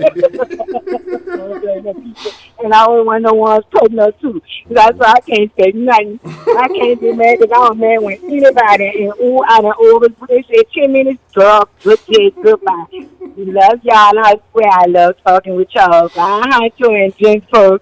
I already miss so bad. It's good to hear from you. Look, I don't care what y'all say. Look, I need to go to bed. It's about that time. I done gave y'all. Y'all mad at me. Y'all ain't like the extra hour I gave y'all, but hold on. Let me see something real quick. I'm finna.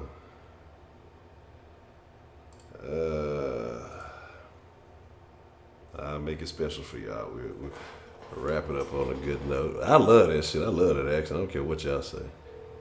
It reminds me of an opportunity I once missed. Hey, sometimes some things are for the better. What's the motherfucking deal? Who do we have? Who are we speaking? Who's the dead current? Damn deal. It is the Cushington. How are you, Senor Cushington?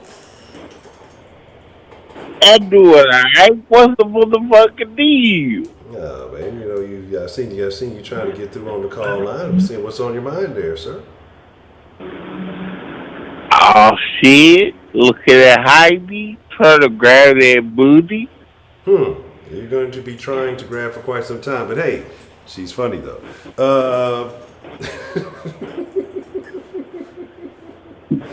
So what are your thoughts, man? What is the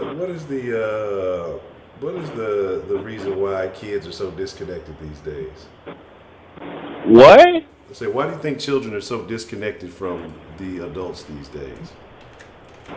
Because the adults sit in front of their goddamn TV and let their kids earn free. Shit. Punk ass little kids. The fucking whooping. Okay. So, let me guess. This is for all the silent attacks and slick shots that y'all been attacking.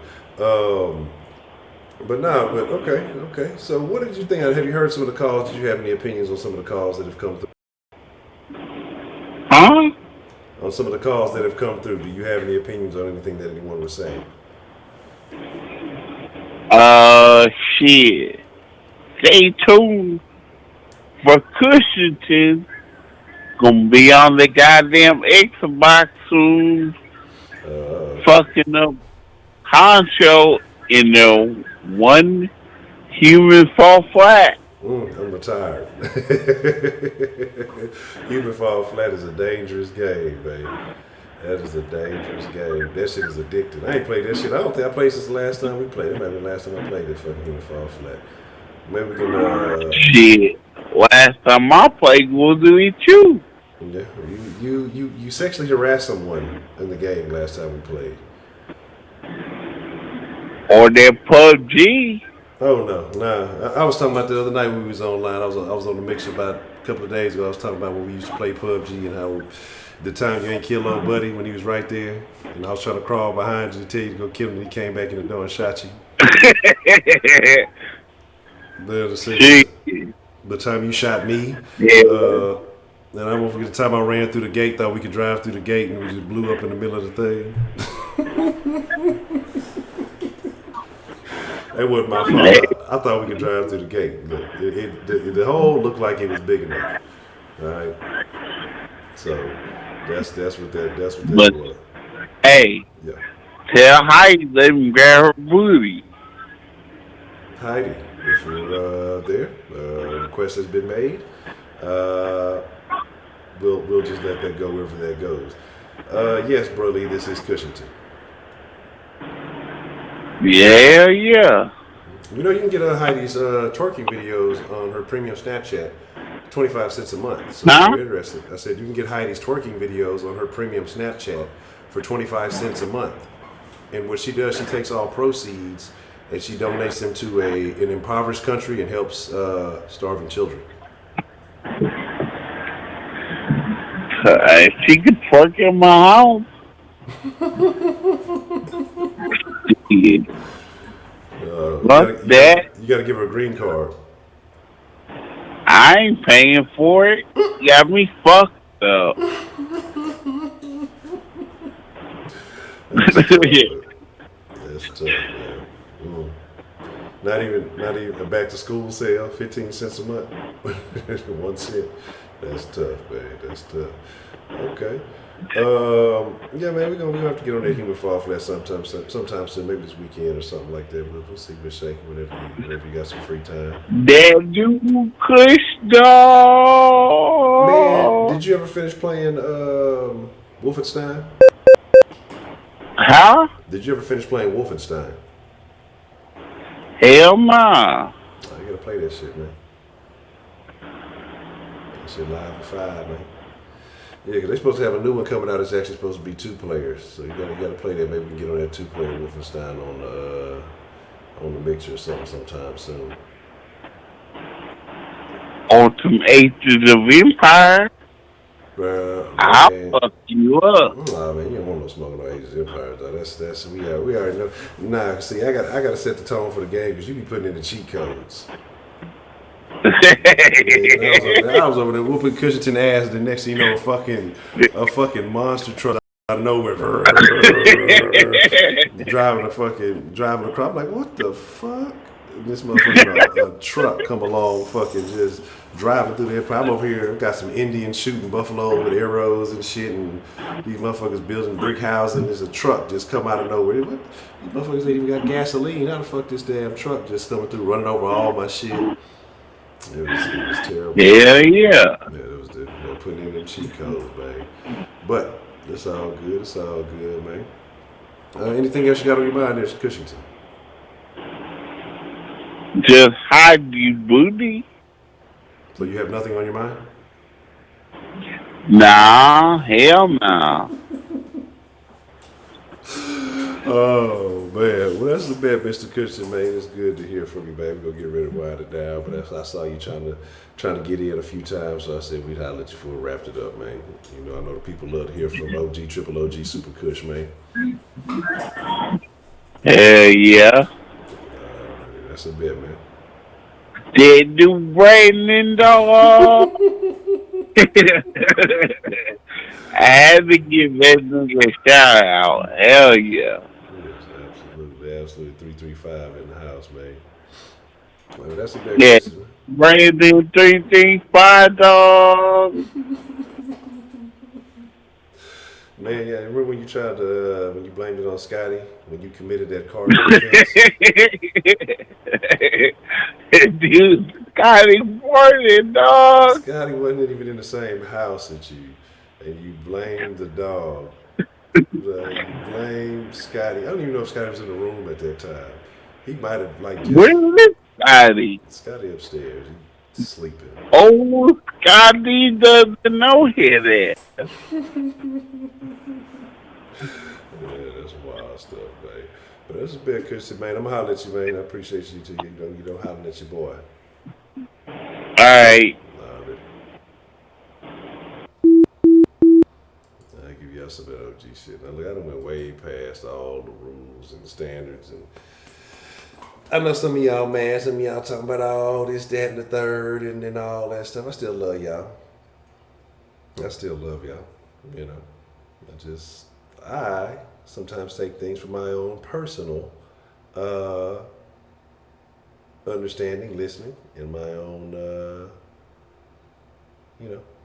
knowledge. So just because y'all don't like it, oh well. Shit, I'm finna go to sleep right now. Like y'all okay? Can't y'all see it on my face?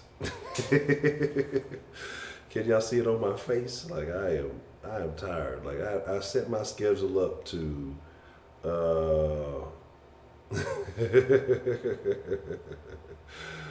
am tired, man. I'm not gonna lie. Alright. Let me see. Let me see if I can reboot. Let's take a vote. A 1 for Bredo, a 0 for no Bredo. What do y'all want? Y'all want a Bredo call tonight before we go? Before we end it?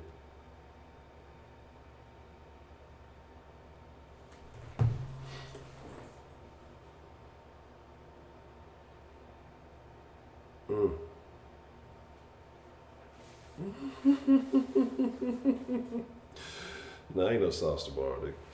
Monday, Wednesday, Fridays for the sauce right now until training camp start.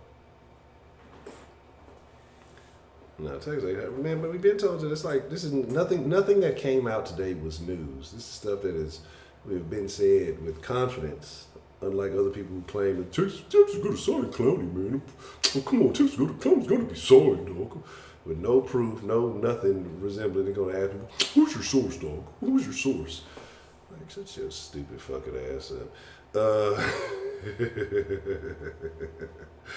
Let's see, we have DeMarcus and his 6 zeros versus Noah and 3 5s, 2 1s, and Dre's 1. So we have, you have to put a give. Instead of gift, Miss Nana is give.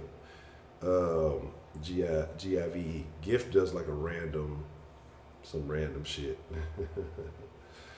All right, we'll take a, look, DeMarcus. That's how DeMarcus be doing, y'all. Y'all gotta catch tomorrow. We'll take a Bredo call real quick. Y'all, oh my God, it's 1:22. I forgot I started fucking late. I'll be off here at 12. It's like an hour and a half later. I love y'all. I kind of did it to myself, though. I can't be mad. I kind of did it to myself. All right, we'll make it. We'll make it wrap. 1:30. I'm done. So you got you got a minute to call in, brother. I'm waiting on you now. I'm wrapping up at 1:30. It is. I did not even realize it was as late as it was. I got a lot of shit to fucking done way behind. What's the motherfucking deal? Who we got calling into the DN? Hello? Yes. Hello. Oh, my fault. Hello? Hold on 1 second. Forgot Can you hear me now? Oh yeah, now I can. Okay, yeah. I had to All restart the audio stuff. All right. What you got today? I'm on a timer, so I got 8 minutes. I'm like fucking Rocky. I gotta do this shit hella quick. Okay. So the religious comment, I'm gonna be really fucking quick about this because I don't even want to talk about this, Honcho. I just wanted to mention this because she didn't. I don't know. Did she answer the question? I don't know because I went to go to the bathroom and then I came back and I didn't know if she talked about it because I know I wrote it in the comments. But anyways, that chick that was talking about how could be whatever religion you want to believe. I don't give a fuck. No. But she was saying that it's more important to worship God. Like she was, in terms of the 10 Commandments, she was saying it's more important to worship God than it is murder. All right, now, here's my argument for that. If you think that's true, then Adolf Hitler would go to heaven. Because Adolf Hitler believed in God, but he killed hell of fucking innocent people. And I think if there is a hell, Adolf Hitler is going to be fucking burning there right now. I'm just saying. Okay. So, anyways, what my thing is about that is, and I've always felt this way. I don't give a fuck because I'm not going to talk about this subject. Like, I'm doing. I got to be real quick about this. But if God is that insecure, like, do you really think God is that insecure that you need to worship Him? That's my argument. It's a question to that chick that was like, "Oh, no, seriously." Do you think God is that fucking insecure that He needs Bredo to worship Him or whoever? Do you think God's going to be like, oh man, Bredo didn't worship me today? Fuck! No! That's fucking stupid. He's all powerful, but yet He's so insecure. Like, we need to worship You. No, I need You to worship me. Why don't you want? No, seriously, that's how I've always thought about that issue. I don't want to talk about that. I just want to see how she answers it. because we're talking about religion, and I honestly think that if there is an all-powerful God, he wouldn't give a fuck if you worship him or not. Why the fuck would he? Is he an insecure big fucking pussy? Then he's going to be like, oh, you don't worship me. No. Anyway, enough of that topic. I just want her to answer that question next time she calls us. I don't want to talk about that. We're going to get a big fucking argument over that. Okay. Now, what I want to talk about is the main topic. You said why the youth is disconnected. Now, basically, I blame the PC culture, okay? I blame the media, and I blame Hollywood for promoting the PC culture, okay? And, Honcho, do you remember how I was telling you, like back in the late 90s, a lot of white kids were obsessed with the black hip-hop culture and the black gangster culture? Did I tell you that? How, like, white kids were obsessed with it in the late 90s? Like probably still today, but not as much. But you remember I told you that, right? Yeah. Okay. So what you would see in the 90s is you'd see white kids, you know, emulating the black hip-hop culture. You'd see them, you know, wearing dreadlocks and black baggy jeans and dreadlocks and just trying to talk like you know, like they're from the hood or whatever. Like, you'd see that a lot, okay? So it was cool to be black. Basically what I'm saying is back in the late 90s, it was cool to be black to the white culture. That's what I'm speaking on. To the white culture, the kids, it was cool to be black. It was cool to be a gangster rapper, and it was cool to be a gangbanger and a pimp back in the late 90s. And like I said, you'd see white kids dressed in you know, trying to emulate that culture because they looked up to it. They thought it was cool. So, okay, so talk about that stupid shit. Now, let me say, okay, so, and I have to tell you something, Honcho. I have to admit, when I was 13 years old in junior high back in the late 90s, 98, 99, I was the same way. You know, I used to think it was cool to be a fucking gangbanger. I used to think it was cool to be a drug dealer. I used to think it was cool to be a pimp. I used to think it was cool to be a gangster rapper. Like, seriously, because, you know, that was cool back then. And I believed it. I said, oh, man, that's hella cool. Okay. Which is kind of goofy, though, if you really think about it, because my favorite rapper back in 98, 99 was fucking Eminem. And he's whiter than fucking white with his goddamn blonde hair and shit. Whiter than me. You know? But Eminem was the shit back then in 98, 99. You got to admit, Honcho, I guarantee you listen to his shit because he was the OG back then. Right? Yeah. But I mean, that's a whole other subject anyways. But, sorry, I'm running out of time. But the reason I brought that up is because today's kids nowadays, they don't think it's cool to be black. They don't. They think it's cool to be transgender. That's the new rebellious trend. It's cool to be transgender. Okay. And I'm not transphobic, Honcho. I got love for everybody. I love everybody. But I think a small percentage of people that are transitioning are not really transgender. I don't think any of them are. Well, I could agree with you to an extent. I think there's some that feel that way, but I think there's a percentage of them that are doing this because it's trendy, Honcho. It's the cool thing to do nowadays. Now, I get what you're saying. You know, I mean, I'm sure there's some that really think, you know, like, oh, I was born in a woman's body or whatnot. But there's also some, like I said, they're doing this for attention. Okay. Now, some of this do this for attention, or they do it to be accepted by their peers. And I'm not speaking about the whole transgender community, but some do, and it can't be denied. Okay? Now, I know it's not Sunday night confession, Honcho, but I'm going to confess to something. Okay? And I know some of you might make fun of me for saying this, but I was like 6 or 7 years old, and this was over 20-something years ago, right? Because I'm 33. So I don't give a fuck what any of you got to say, but check this out. I used to go to a daycare center in the early 1990s, and there were toys and there were stuff like that, but they also had old clothes to play dress up with, right? And check this out. When I was telling you, and trust me, when I tell you this, you're going to be like, what the fuck, dude? What the fuck? But when I tell you why, I'm sure you'll understand. Okay? Do you know, like when I was 6 or 7 years old, I used to go, like I said, I went to a daycare, and I used to wear dresses when they had dress up. Because that was one, they had toys and dress up and all kinds of stuff. But I used to wear dresses, and you're like, what the fuck, Bretta? Why are you wearing a dress? Check this out, Honcho. You know why I did it? Because I got undivided attention from all the girls there. They all be laughing and smiling. I got all the ladies' attention from doing this. They loved Bretta. And I knew it. I knew I'd get attention if I just dress up in a dress and just, joke around and stuff like that, because all the girls would be giving me undivided attention, all up on me, and this was back in the day, Because Bretta was an OG even back then, motherfucking Honcho. You know it, dude. Fuck yeah. But check this out. But thank God I didn't grow up in this generation. You know that, Honcho? Because if I were a kid today and I were playing dressing up like a dress, people would think I'm transgender. Yeah. And they would want me to take hormones. They would want me to cut off my wiener. You know what I mean? Yeah. And I think God that I grew up back then and not today, because they would do that. You know that, Honcho. They'd be like, oh, well, but not knowing, he's doing it to impress the girls, because the girls are getting all the attention, they're smiling. The girls that I had crushes on back then, basically, is what I'm saying. Yeah. I'm trying to be as I can.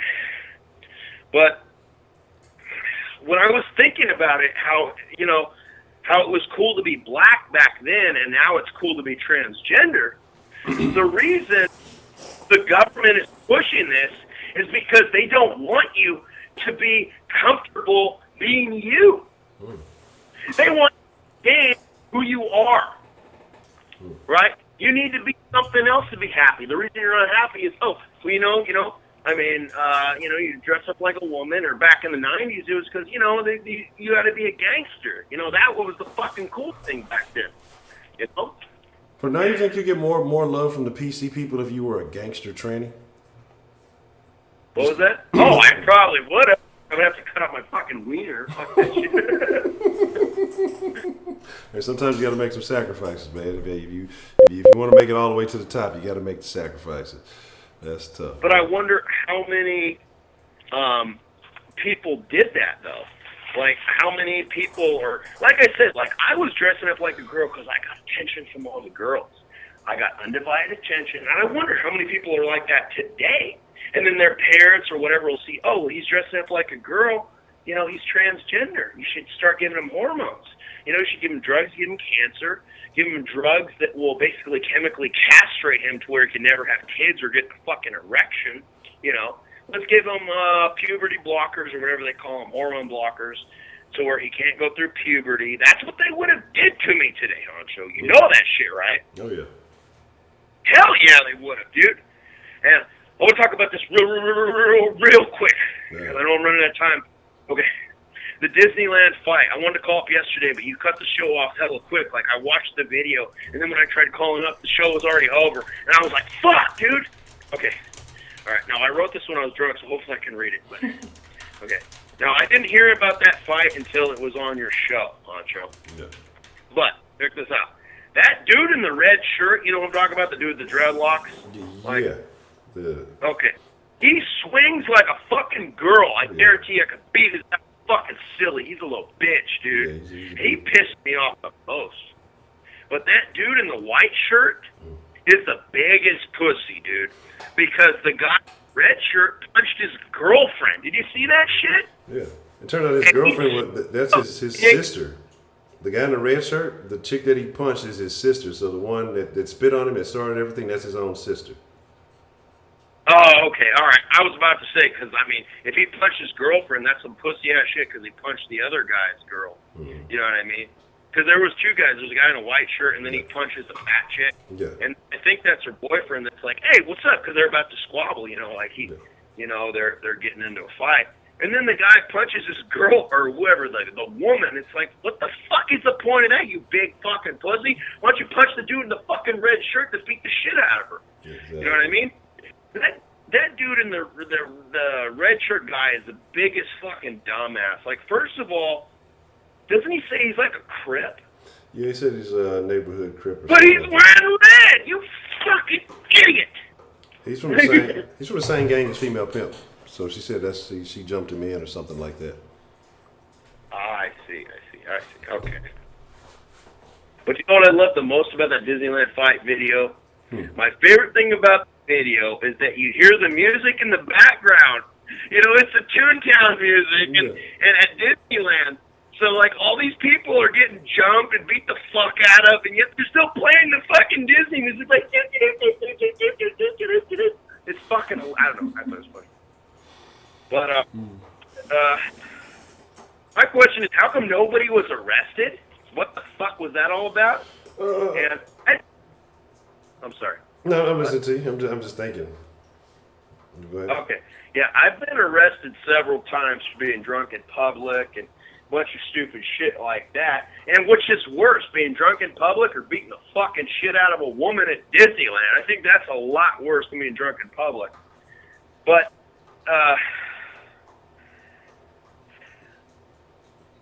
anyway, enough of that shit. Now, I will wonder if that red shirt guy, you know, the guy that started the fight, I wonder if he was drunk. Like, what if he blacked out and, like, the next day he didn't remember it and his girlfriend or whatever was like, hey, do you know what you did last night? You beat the shit out of your fucking brother at fucking Disneyland. Or like, that shit would be so fucking funny. But, you know, I bet he was drunk, dude. I bet he was fucking hammered off his fucking ass at Disneyland. And that's why he got into that altercation. But I just think it's kind of funny. Like, imagine if he blacked out. Because a lot, like, I get like that too. I get so drunk, I black out.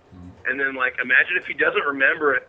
And his girlfriend or whatever, like, wakes him up the next morning. She's like, you got arrested. You fucking beat the shit out of your mom and your sisters at Disney. He's going to know about it. If he didn't know about it, he definitely knows now.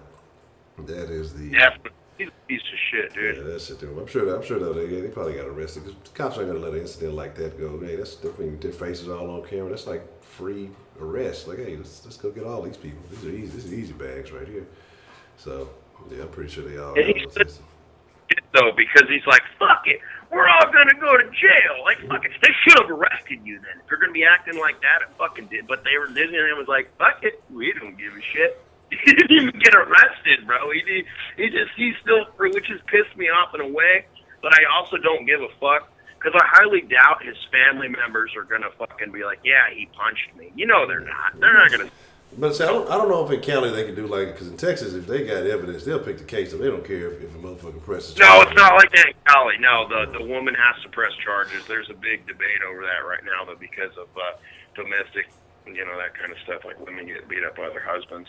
Yeah. But do you think he'll be invited to family gathers? Yeah, they're gonna fucking. They definitely going to. He's. I mean, come on. This is not the first time they did that. It was just all too peaceful. Like all of that stuff. That's not the first time they've had a family brawl. That's probably not the first time he's beat on his sister.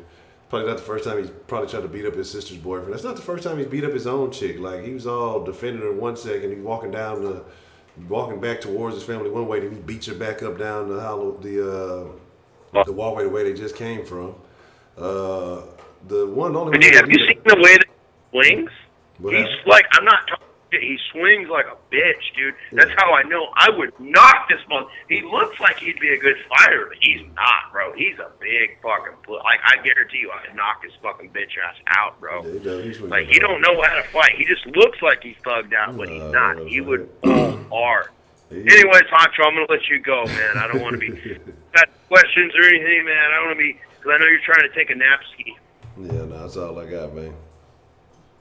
All right, man. Hey, I'm glad you take my call, though, bro, because I was starting to think you were part of the government, because I called in and, like, I couldn't get it, and I was like, oh, he's probably working for them. I told you, I've been told that I'm a CIA agent, so, I told him about this guy named Breno. I was starting to believe it. I had to tell him about this guy named Breno. He keeps saying he's figuring us out, guys. He's blaming everything on the government. We got to start changing up our program here, so we got to figure something out. Oh, my God. I love you, Honcho. You have a good one. Peace out to Miss Sharon Johnson, or what the fuck? I don't know, Sharon something or other. And peace out to Sarah, to DeMarcus Johnson, to Brandon, to who else? Heidi, Dude, why don't you fucking call Heidi? Stop fucking around. And who else? Everybody in the chat. I can't read all these fun comments. But anyways, I'm going to go. I'm going to let you try and go to bed, man. I'm glad you answered my call. Take it easy, bro. Have a good one. All right, brother. Appreciate the call, man. All right. So for all the accused suffering that y'all said I made y'all sit through, I found it very interesting. We're gonna wrap it up now. I'm tired fooling with y'all. Shout out to Demarius Johnson over there. Friends and Step Bros podcast. What's happening? But see what y'all didn't peep what Sweetberry just did at all. Okay, let me explain something to y'all. Y'all didn't peep what Sweetberry just did, right? She tried to dip back in over here, talking, "Oh, y'all still going?" Because she was gonna come in here and trying to steal y'all pistachios and shit. Y'all ain't even peeped that, right? Y'all ain't even peeped that shit. You know what I'm saying? Like the the BBWs and Fab. Oh man, Shaq had a classic Fab. We haven't used Fabs in a long time. We haven't been talking about BBWs as much. The Cushion has changed. The Den has changed. It has been so, man. I'm telling y'all, the old dens were something completely different. They were terrible. Food Stampions. Oh, Food Stampions was a gold, a Shaq Kush gold. Oh man, we have to get Cushington back on, man.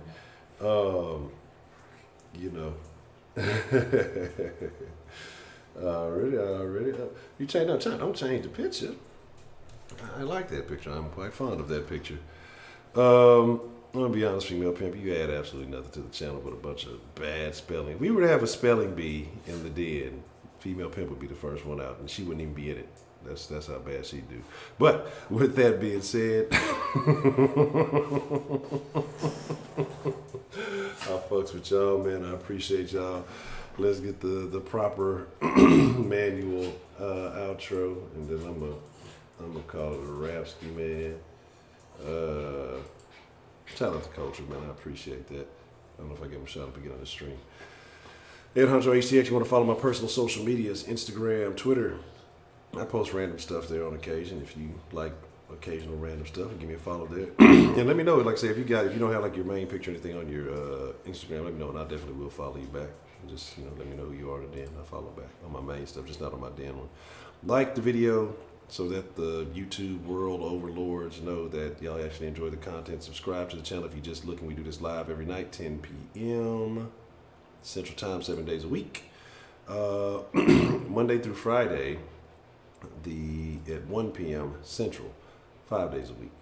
If you want to follow the Den Show socials, Instagram, Twitter, Facebook, all Den Show Live at Gmail. If you want to send an email, if you want to get some of that Den Show retail, this is how you prevail. Den Show shop, get some of that Den Show merch. Hold up, man. We'll have some new stuff coming in too real soon. And I might have an exclusive Den Show item because I know some people like a particular thing in here, so I may do a little exclusive thing coming up real soon. I'm telling you, I got a lot of stuff. Last night I had to sit down after the Den. I was so upset with how poorly it went off. I just started to challenge myself. So no more blacks. I know I've been saying that. And I'm going to be disciplining myself on some other stuff. Y'all didn't hear this morning on the recorded videos. I'm probably stop using profanity. That makes me so sick to even think about it. I like cussing because what's going to happen though, it's going to be bad though. You can watch the Den Show podcast if you can't watch, listen in. Here's the thing, right? Oh, word? But here's the thing. Here's the thing about when I stop cussing. See, people are going to come in, oh, I like these videos, and they're going to come into a live den and their ears are going to melt off. Because I'm going to be so mad that I don't cuss on my regular short videos that I'm going to have extra profanity for the live streams. If you ever want to call the den, whether we're live or not, 833-284-3336. You can call the den. You can send a text message, picture message. If you want to send a screenshot or a funny meme that you come across, send a link to a very interesting story, whatever it may be. Appreciate everybody who has been sending information, and I definitely thank you for that. If you want to support the channel, like the good man Dan, You can go to streamlabs.com/The Den Show if you want to support the channel. And if you want to pledge to the channel on a monthly basis, you can go to patreon.com/The Den Show. Shout out to James, Tina Story, shout out to Dan, Diana, Donald Trump, Betty Spaghetti, Miss Goya, and Miss Grace. I appreciate all of you for having faith in the long-term success of this community. Look, man, you know, yeah, ain't nothing wrong with that. But is that a caricature? Is that a depiction of real life? I'm curious. Anyway, let me stop being nosy. It's time for you to go to bed. Just say, yeah. Let me check it out. But man, Jay-Z ain't do nothing in Cali. That's what you pick, represent for you. Okay. Okay. You changed it with your dear folk to you? Okay, I'm gonna check that out. I bet that. But yeah, Christian, I'll hit you up here in just a second, man, after I get up out of here. So I appreciate everybody coming through. Salute y'all. I'm still a couple of pistachios. I'm gonna get ready to take my ass to bed. I appreciate y'all coming through. With that being said, hey man. Oh well. I don't know, female pimp, you might be a dude. I don't want no dude wearing no damn booty shorts. That might be a bad deal. I'm gone. You know how weird stuff happens in California. I don't know what's going on. You know, I only heard you call in once. And you was running from the laws. I don't want you to be wearing Den Show booty shorts and end up on the episode of Cops or what's that shit? That new shit, True PD or some shit like that, Live PD. You're gonna see somebody running from the police in Cali, and all you're gonna see is the Den Show on the back of their shit. I'm gone, man. I'm out. It is time for fucking bed. No outro music. I'm done.